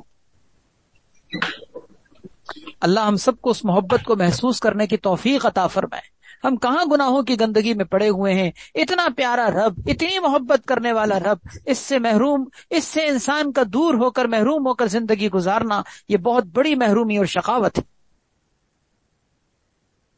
ایک حدیث میں آتا ہے، حدیث قدسی ہے، مسند احمد کی روایت ہے، یا ابن آدم قم الی امشی الیک، اے ابن آدم، اے انسان، تو میری جانب آنے کے لیے کھڑا تو ہو جا، میں تیری طرف خود چل کر آؤں گا۔ وامشی الی، تو میری طرف چل کر تو آ، میں تیری طرف دوڑ کر آؤں گا۔ اللہ اکبر۔ حضرت ابو علی رحمت اللہ علیہ ایک بڑے مشہور بزرگ گزرے، وہ فرماتے ہیں کہ اللہ تعالیٰ نے حضرت داؤد علیہ الصلوۃ والسلام کی طرف وحی بھیج کر ارشاد فرمایا کہ انین المذنبین احب الی من صراخ الصدیقین، گناہگاروں کی آہوزاری، گناہگاروں کی آہو بکا، ان کا جو رونا گڑ گڑانا ہے مجھے صدیقین کی آوازوں سے زیادہ محبوب ہے، مجھے صدیقین کی آوازوں سے زیادہ محبوب ہے۔ کیا مطلب؟ کہ گناہگار جو آہ آہ کرتے ہیں، آہو بکا کرتے ہیں، گریہ وزاری کرتے ہیں، اللہ کے سامنے رونے گڑ گڑانے کو اختیار کرتے ہیں، اللہ کو ان کی یہ گڑ گڑاہٹ، اللہ کو ان کی یہ گریہ وزاری اتنی پسند کہ فرمائے کہ مجھے صدیق بندوں سے زیادہ، صدیقین کی آوازوں سے زیادہ ایسی آواز محبوب ہے۔ اللہ اتنے خوش ہوتے ہیں توبہ سے۔ 14 فضیلتیں ہو گئیں۔ 15ویں فضیلت یہ ہے کہ استغفار کرنا یہ میرے پیارے محبوب سرکار دو عالم نبی کریم صلی اللہ علیہ وسلم کی سنت ہے، اور جو چیز آپ صلی اللہ علیہ وسلم کی سنت ہو، آپ کو پسند ہو، آپ کا طریقہ ہو، وہ ہر امت کو اختیار کرنا چاہیے۔ خود نبی کریم صلی اللہ علیہ وسلم حالانکہ گناہوں سے بخشائے تھے، ہر طرح کے صغیرہ اور کبیرہ گناہوں سے اللہ رب العزت نے آپ کو معصوم بنا دیا، آپ کو معصوم پیدا کیا، لیکن اس کے باوجود آپ کے استغفار کا عالم یہ تھا کہ آپ صلی اللہ علیہ وسلم کے بارے میں حدیث میں موجود ہے کہ آپ نے ایک دفعہ ارشاد فرمایا کہ اللہ کی قسم کھا کر فرمایا، میں دن میں 70 سے زیادہ مرتبہ اللہ تعالیٰ سے استغفار کرتا ہوں، 70 سے زیادہ مرتبہ۔ حضرت ابو ہریرہ رضی اللہ عنہ فرماتے ہیں کہ میں نے نبی کریم صلی اللہ علیہ وسلم سے زیادہ کسی شخص کو ان کلمات کے پڑھتے ہوئے نہیں دیکھا۔ کون سے کلمات؟ بڑے پیارے کلمات ہیں، آپ صلی اللہ علیہ وسلم بہت کثرت سے پڑھتے تھے، ان کو سن لیں اور یاد کریں اور پڑھا کریں۔ چھوٹا سا استغفار ہے، استغفر اللہ واتوب الیہ، استغفر اللہ واتوب الیہ، استغفر اللہ واتوب الیہ، استغفر اللہ واتوب الیہ۔ آپ کو کثرت سے استغفار کرنا ہو، یعنی اپنی تعداد استغفار کی بڑھانی ہو، تو یہ چھوٹا سا استغفار یاد کر لیجئے، اس کو پڑھا کریں۔ حدیث میں حضرت ابو ہریرہ رضی اللہ عنہ فرما رہے ہیں میں نے آپ صلی اللہ علیہ وسلم سے زیادہ ان کلمات کو پڑھتے ہوئے کسی کو بھی نہیں دیکھا، اتنی کثرت سے آپ پڑھتے تھے۔ لیکن آپ سوچیں ذرا، کیا اللہ کے نبی صلی اللہ علیہ وسلم گناہوں سے بخشے بخشائے نہیں تھے؟ لِيَغْفِرَ لَكَ اللَّهُ مَا تَقَدَّمَ مِن ذَنبِكَ وَمَا تَأَخَّرَ، قرآن کریم میں اللہ تعالیٰ نے آپ کے اگلے پچھلے سارے گناہوں کی معافی کا اعلان بھی کر دیا ہے۔ ایک تو معصوم بھی پیدا ہوئے، دوسرا آپ کے اگلے پچھلے سارے گناہوں کی مغفرت کی بشارت بھی سنا دی گئی، لیکن پھر بھی حالت یہ تھی کہ آپ سب سے زیادہ استغفار کرنے والے تھے۔ حضرت اغر مزنی رضی اللہ تعالیٰ عنہ ایک صحابی ہیں، آپ صلی اللہ علیہ وسلم کا ارشاد نقل فرماتے ہیں کہ انہ لیغان علی قلبی، میرے دل میں پردہ آ جاتا ہے بعض اوقات۔ پردہ آنے کا مطلب کہ جب میں مخلوق سے ملتا ہوں، مخلوق سے ملتا جلتا ہوں، ان کے ساتھ اٹھتا بیٹھتا ہوں، تو بعض اوقات میرے دل میں پردہ آ جاتا ہے۔ اس کے تدارک کے لیے، اس کے ازالے کے لیے میں اللہ تعالیٰ سے ہر دن 100 مرتبہ استغفار کرتا ہوں۔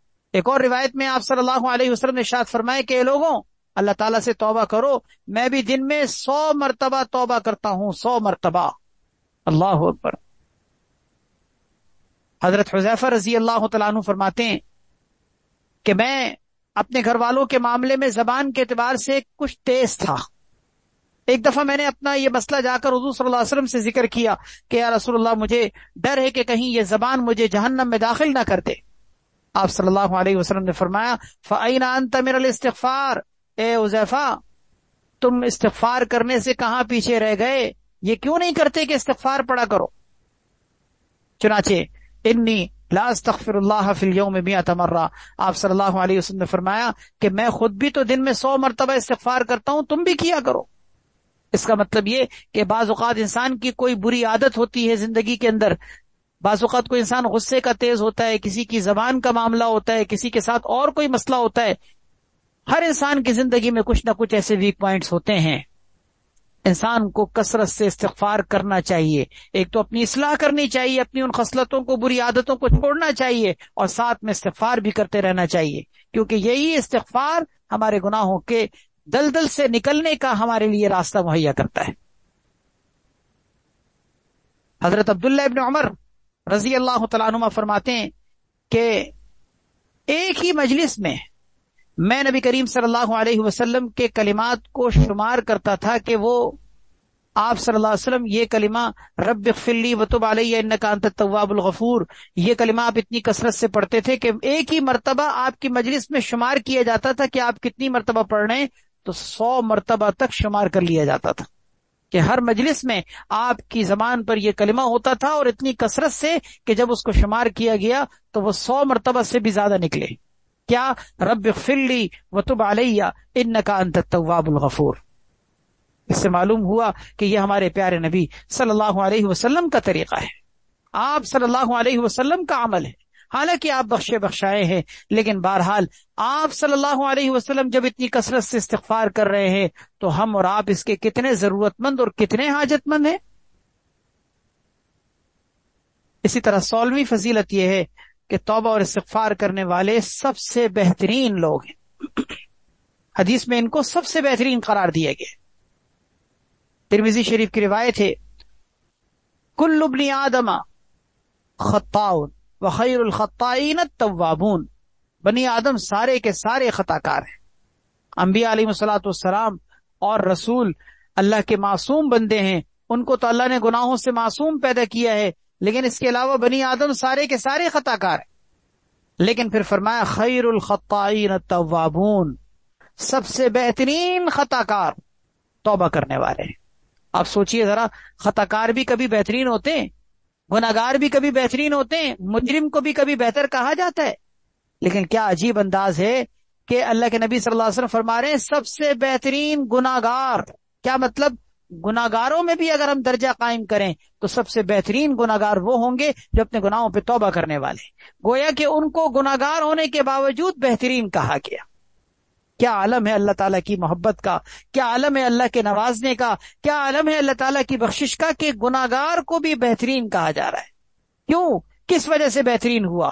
اس کے بہترین ہونے کی وجہ کیا بنی؟ اس کا توبہ کرنا، اس کا استغفار کرنا، اس کا اللہ تعالیٰ سے مغفرت مانگنا۔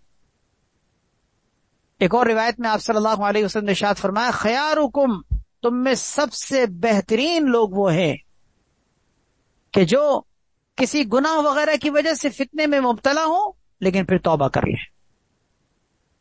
مفتن جس کو کہا جاتا ہے کہ جو کسی فتنے میں مبتلا ہوا، جیسے کوئی گناہ کے فتنے میں مبتلا ہوا، بد نظری کا فتنہ، بد زبانی کا فتنہ، اسی طریقے سے انسان کا حسد کا فتنہ، اسی طرح گانے سننے کا فتنہ، کوئی بھی گناہ کی کوئی بھی شکل ہو، ہر گناہ یاد رکھیے ایک فتنہ ہے، ایک مصیبت ہے۔ جب کوئی انسان اس مصیبت میں مبتلا ہوتا ہے اس کو کہتے ہیں مفتن۔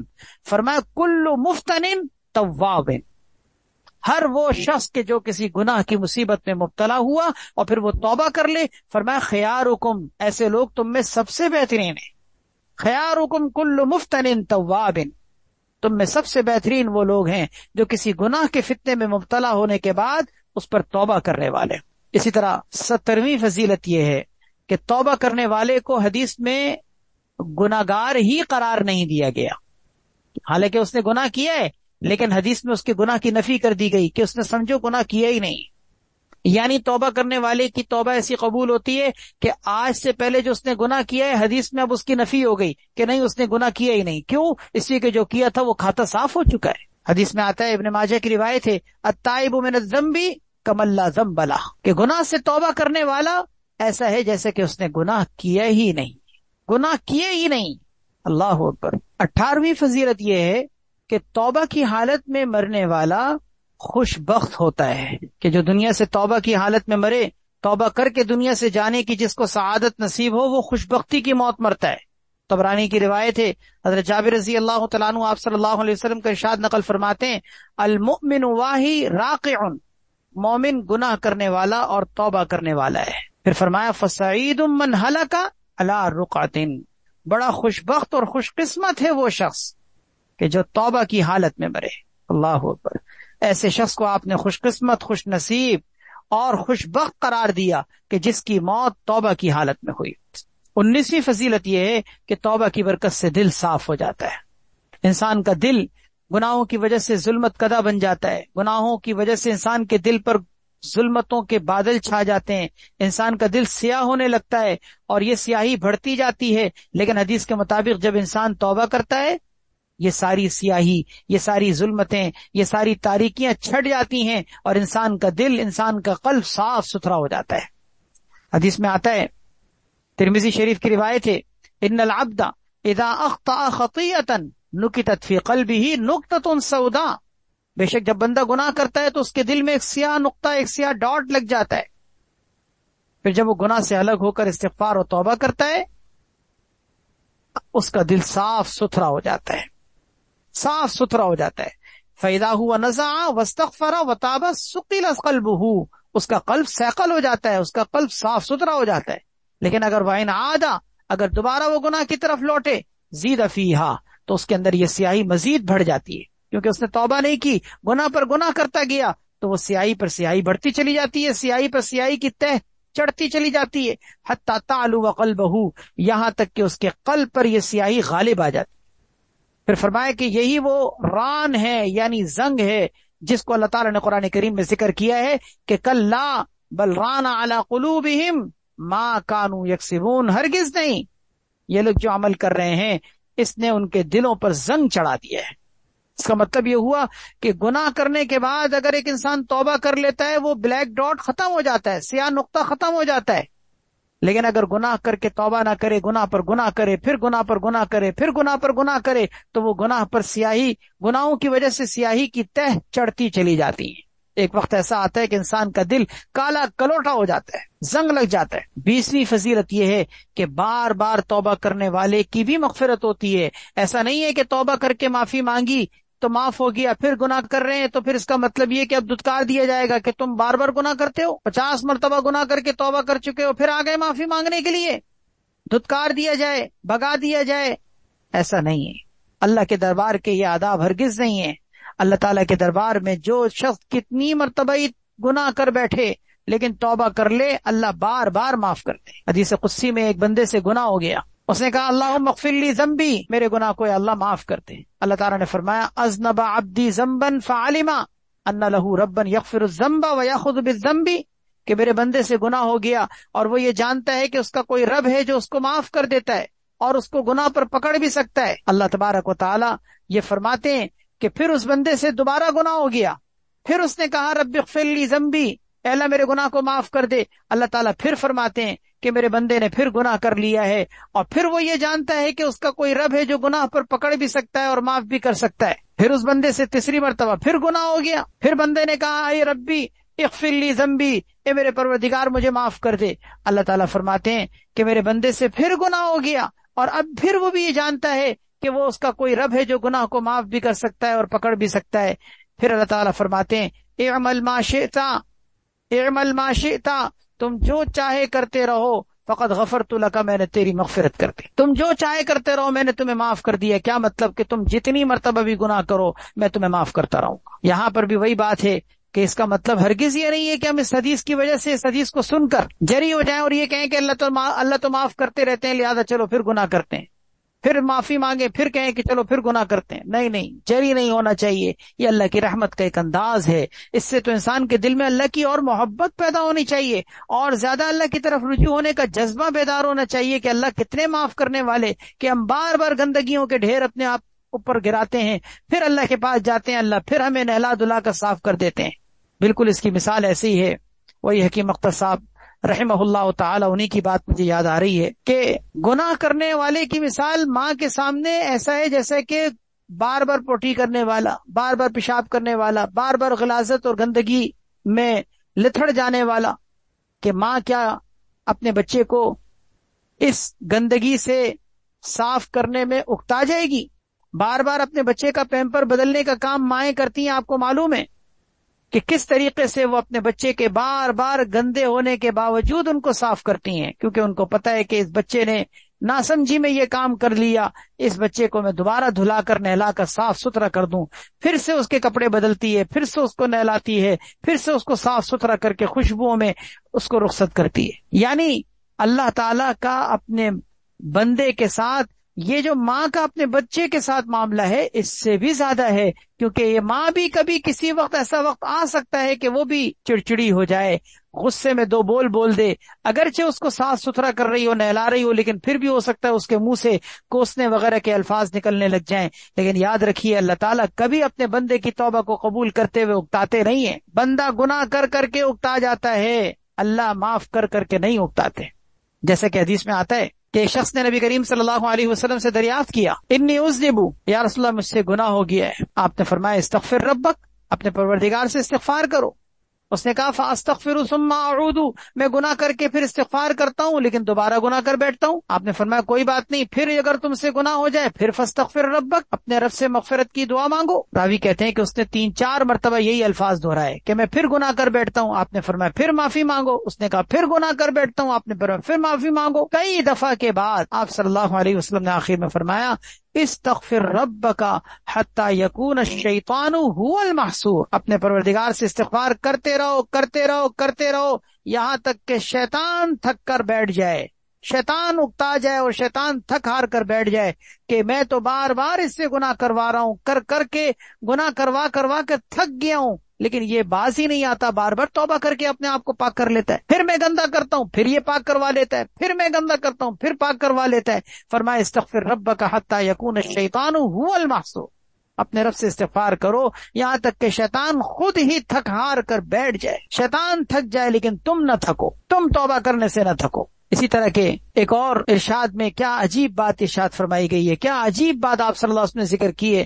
سیدنا صدیق اکبر رضی اللہ تعالیٰ عنہ آپ صلی اللہ علیہ وسلم کا ارشاد نقل فرماتے ہیں کہ ما اصر من استغفر، جس نے استغفار کیا، جس نے توبہ کی، اس نے گناہ پر اصرار ہی نہیں کیا، اس نے گناہ کو بار بار کیے ہی نہیں ہے، اگرچہ دن میں وہ 70 مرتبہ ہی کیوں نہ گناہ کر بیٹھے، لیکن اگر ہر مرتبہ وہ آ رہا ہے توبہ کر رہا ہے اس کا مطلب اس نے گناہ پر اصرار نہیں کیا۔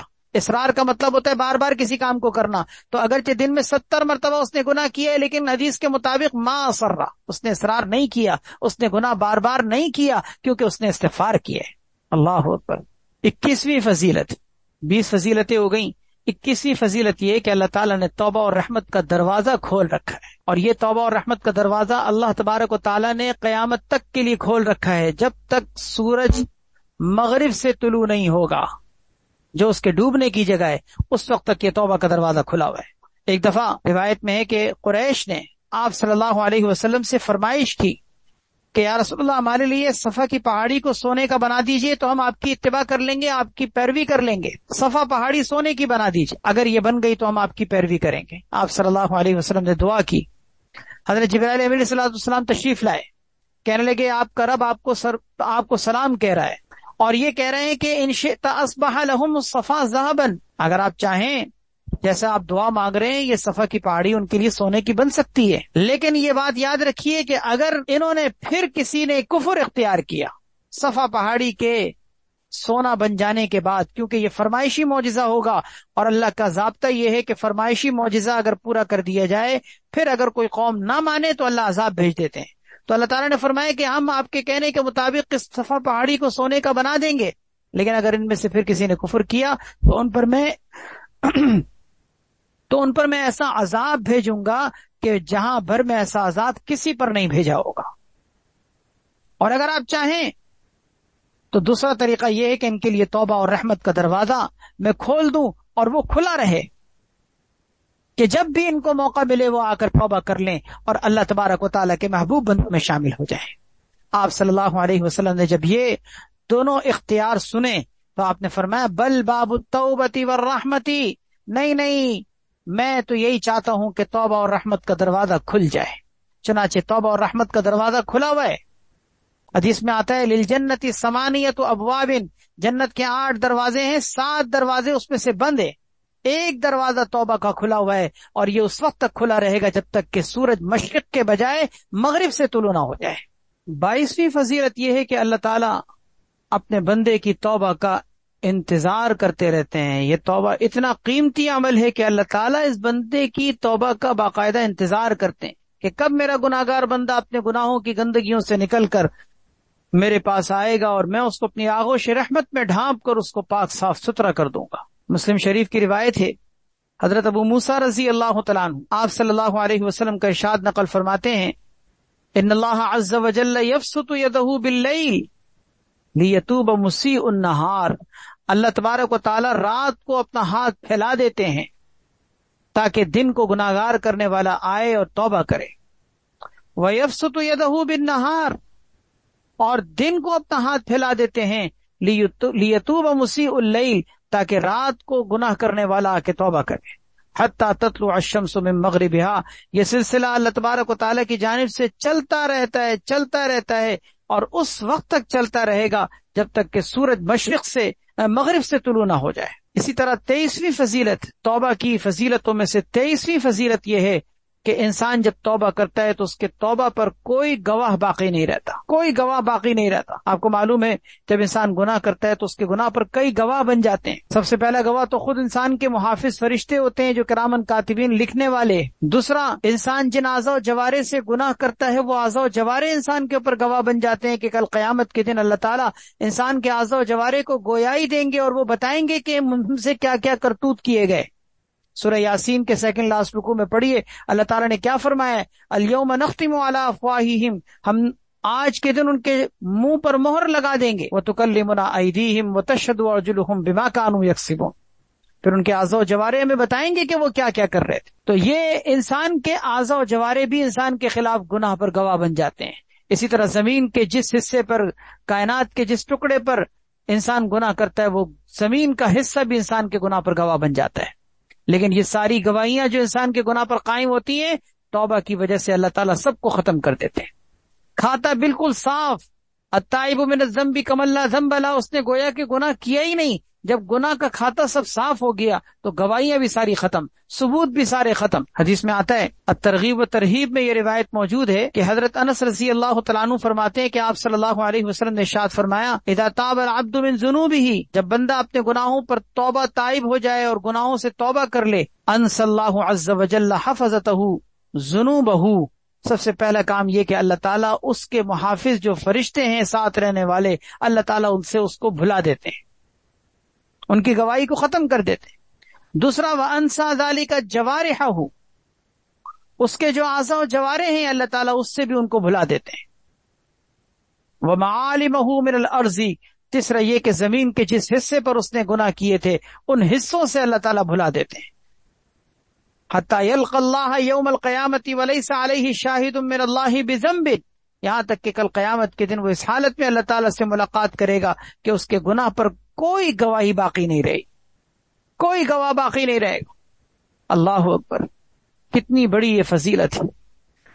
تو توبہ کی یہ بہت بڑی فضیلت، بہت بڑا انعام کہ انسان کا کھاتا بالکل ختم، اس کے ثبوت سارے کے سارے ڈیلیٹ، سب گناہ کے کھاتے بند کر دیے جاتے ہیں، ختم کر دیے جاتے ہیں. اب وہ گناہ سے ایسے نکل جاتا ہے کہ اس نے گناہ کیا ہی نہیں تھا، گواہیاں ساری ختم. اللہ اکبر.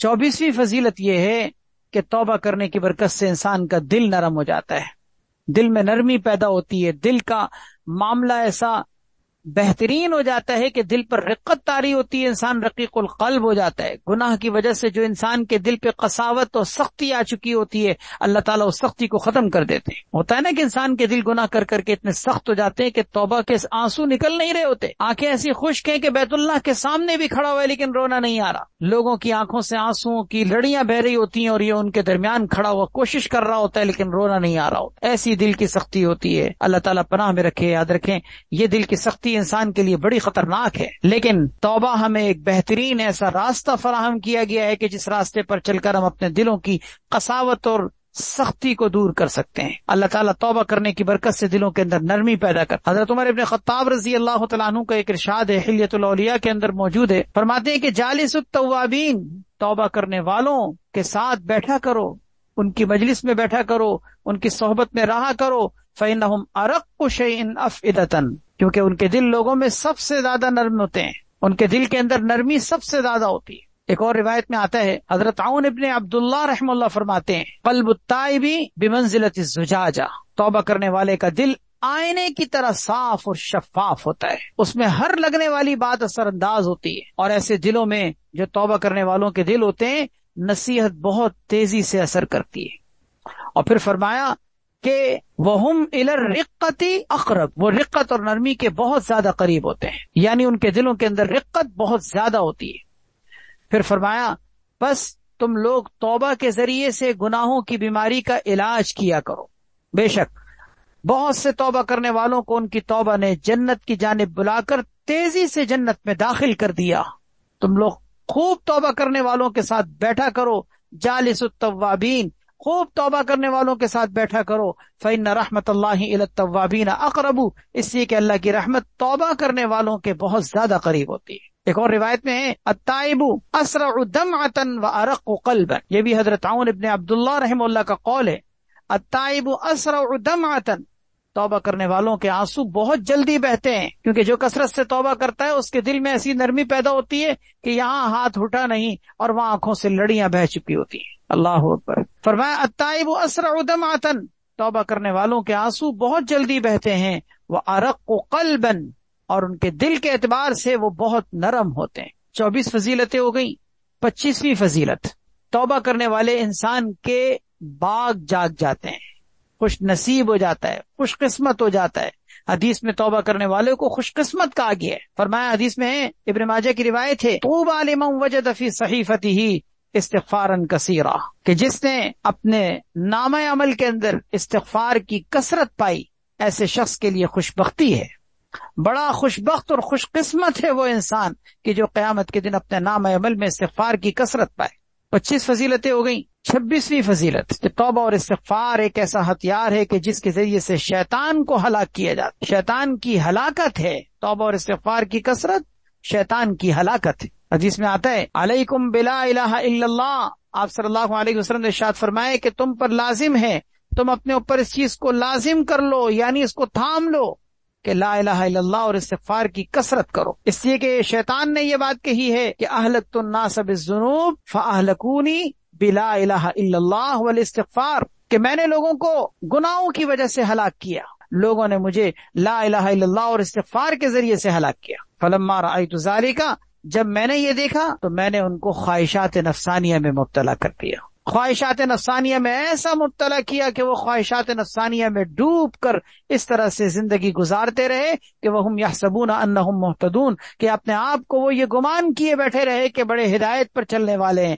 حالانکہ خواہشات کی پیروی کر کے وہ غلط راستے پر چل چکے ہوتے ہیں۔ جیسے بدعت کا راستہ ہے، آپ کو پتہ ہے کہ جو بدعت اختیار کرنے والا بدعتی ہوتا ہے، دین میں اپنی طرف سے خود ساختہ من گھڑت خیالات کو دین کی حیثیت سے اختیار کر کے اس پر چل رہا ہوتا ہے، وہ اپنے آپ کو نیکوکار سمجھتا ہے، اجر و ثواب کا حامل سمجھتا ہے، نیکی اور تقوی کے راستے پر گامزن سمجھتا ہے، اور اس کو کوئی روکے ٹوکے سمجھائے منع کرے اور اس کے سامنے اس کو اس کام سے منع کرے تو وہ یہ کہتا ہے کہ میں کوئی گناہ تھوڑی کر رہا ہوں۔ جیسے تیجا کرنے والے، 40واں کرنے والے، برسی منانے والے، سالگرہ کرنے والے، اسی طریقے سے بہت ساری رسمیں رواجی کام جو عبادت کی حیثیت سے کیے جا رہے ہوتے ہیں، فلاں موقع پر حلوے تقسیم کرنا، فلاں موقع پر شربت تقسیم کرنا، فلاں موقع پر حلیم پکانا، اللہ اکبر، اللہ تعالیٰ پناہ میں رکھے، یہ بدعات کے راستے، خواہشات نفسانیہ کے راستے ہیں۔ شیطان یہ کہتا ہے کہ جب میں نے لوگوں کو دیکھا کہ انہوں نے لا الہ الا اللہ اور استغفار کے ذریعے سے انہوں نے مجھے ہلاک کیا، تو میں نے پھر بدلے میں ان کے اوپر ایسا اٹیک کیا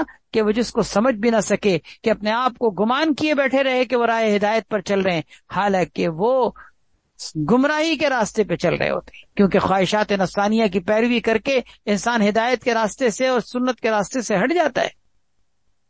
بہرحال یہ میں نے آپ کے سامنے کچھ فضائل رکھے ہیں، اللہ تبارک و تعالی ہم سب کو ان فضائل کو، انعامات کو، فوائد کو حاصل کرنے کی توفیق عطا فرمائے، اور اس کا طریقہ یہ ہے کہ ہم اپنے معمولات میں توبہ کو شامل کریں، استغفار کو شامل کریں، اپنی زبان پر استغفار کو جاری و ساری کریں، اپنے معمولات یومیہ میں اس کو شامل کریں کہ روزانہ کی بنیاد پر اگر بہت بہتر ہوگا کہ صبح شام 100 مرتبہ استغفار کر لیں، اگر نہ ہو تو کم سے کم 100 مرتبہ تو لازمی کریں۔ اللہ کے نبی صلی اللہ علیہ وسلم کا عمل ابھی آپ کے سامنے آیا کہ روزانہ 100 مرتبہ استغفار کرتے تھے، اور اس سے بھی زیادہ آپ صلی اللہ علیہ وسلم کا استغفار حدیثوں میں موجود ہے۔ تو جب آپ صلی اللہ علیہ وسلم اتنی پابندی سے استغفار کرتے تھے کہ آپ کی ہر مجلس میں کثرت سے استغفار ہوتا تھا، تو ہم سب کو کتنے استغفار کرنے کی ضرورت ہے؟ اس لیے کوشش کریں کہ صبح کو اور شام کو 100 مرتبہ یہ پڑھ لیا کریں۔ کوئی بھی کلمہ میں چھوٹا سا ذکر کرتا ہوں تاکہ آسانی سے یاد ہو جائے، باقی کوئی بھی آپ یاد کر سکتے ہیں۔ استغفر اللہ واتوب الیہ، استغفر اللہ واتوب الیہ، استغفر اللہ واتوب الیہ، یہ چھوٹا سا کلمہ ہے، آپ اگر اس کو 100 مرتبہ پڑھنا چاہیں 2-3 منٹ کے اندر انشاءاللہ آپ کی یہ تسبیح پوری ہو سکتی ہے۔ استغفر اللہ واتوب الیہ، استغفر اللہ واتوب الیہ۔ تھوڑا سا اور آگے بڑھنا چاہیں، الفاظ بڑھانا چاہیں، استغفر اللہ ربی من کل ذنب واتوب الیہ، استغفر اللہ ربی من کل ذنب واتوب الیہ، استغفر اللہ ربی من کل ذنب واتوب الیہ۔ یہ اس سے اور زیادہ الفاظ کے ساتھ ہے۔ اور الفاظ بڑھانا چاہیں، استغفر اللہ العظیم الذی لا الہ الا هو الحی القیوم واتوب الیہ، استغفر اللہ العظیم الذی لا الہ الا هو الحی القیوم واتوب الیہ۔ حدیث میں آتا ہے جس نے یہ کلمہ پڑھ لیا سمندر کے جھاگ کے برابر بھی اس کے گناہ ہوں گے، اللہ اس کو معاف کرتے۔ بہرحال اللہ پاک ہم سب کو استغفار کرنے والے اور توبہ کرنے والے بندوں میں شامل فرمائے۔ اللہم اجعلنا من التوابین وجعلنا من المتطہرین، وآخر دعوانا الحمدللہ رب العالمین۔ الحمدللہ رب العالمین والعاقبۃ للمتقین والصلاة والسلام علی سیدنا محمد وعلی آلہ واصحابہ اجمعین۔ ربنا آتنا فی الدنیا حسنۃ وفی الآخرۃ حسنۃ وقنا عذاب النار۔ رب اغفر وارحم وانت خیر الراحمین۔ رب اغفر لی وتب علی انک انت التواب الغفور۔ یا ارحم الراحمین، اپنے فضل و کرم سے ہم سب کو یا اللہ دنیا آخرت کی ساری خیریں عطا فرما، رحمتیں عطا فرما، برکتیں عطا فرما، بھلائیاں عطا فرما، کامیابیاں عطا فرما، کامرانیاں عطا فرما، فتح و نصرت عطا فرما، خوشیاں عطا فرما، راحتیں نصیب فرما، اور سب سے بڑھ کر عافیت دارین نصیب فرما، اپنی رضا، اپنی کامل خوشنودی نصیب فرما، اور عافیتوں اور سلامتیوں کا سب سے بڑا ٹھکانہ یا اللہ یعنی جنت الفردوس بغیر کسی حساب کے ہم سب کو نصیب فرما۔ یا اللہ ہم سب کی پریشانیوں کو دور فرما، ہم سب کے مسائل کو حل فرما، ہر طرح کی تنگیوں کو دور فرما، ہر طرح کے مصائب و آلام سے ہم سب کی حفاظت فرما، نت نئی پیدا ہونے والی طرح طرح کی بیماریوں سے ہم سب کی حفاظت فرما، ہم سب کو اپنے توبہ کرنے والے بندوں اور بندیوں میں شامل فرما، اپنے استغفار کرنے والے بندوں اور بندیوں میں شامل فرما، مغفرت اور بخشش کے طلبگار بندوں میں شامل فرما۔ یا اللہ ہماری اس مجلس کو قبول فرما، اس محفل میں یا اللہ جو شوق اور محبت کے ساتھ، عقیدت کے ساتھ یا اللہ اپنی اصلاح اور اور تربیت کی نیت لے کر ارادے سے آتے ہیں، یا اللہ سب کے آنے کو اپنی بارگاہ میں قبول و منظور فرما، سب کو ان کی یا اللہ تمام جتنی نیک تمنائیں ہیں، نیک حاجتیں ہیں، نیک تقاضے ہیں، ان میں کامیابیاں نصیب فرما، سب کے گھروں میں رحمتیں اور برکتیں نازل فرما۔ سبحان ربک رب العزت عما یصفون وسلام علی المرسلین والحمد للہ رب العالمین۔ آمین آمین آمین برحمتک یا ارحم الراحمین۔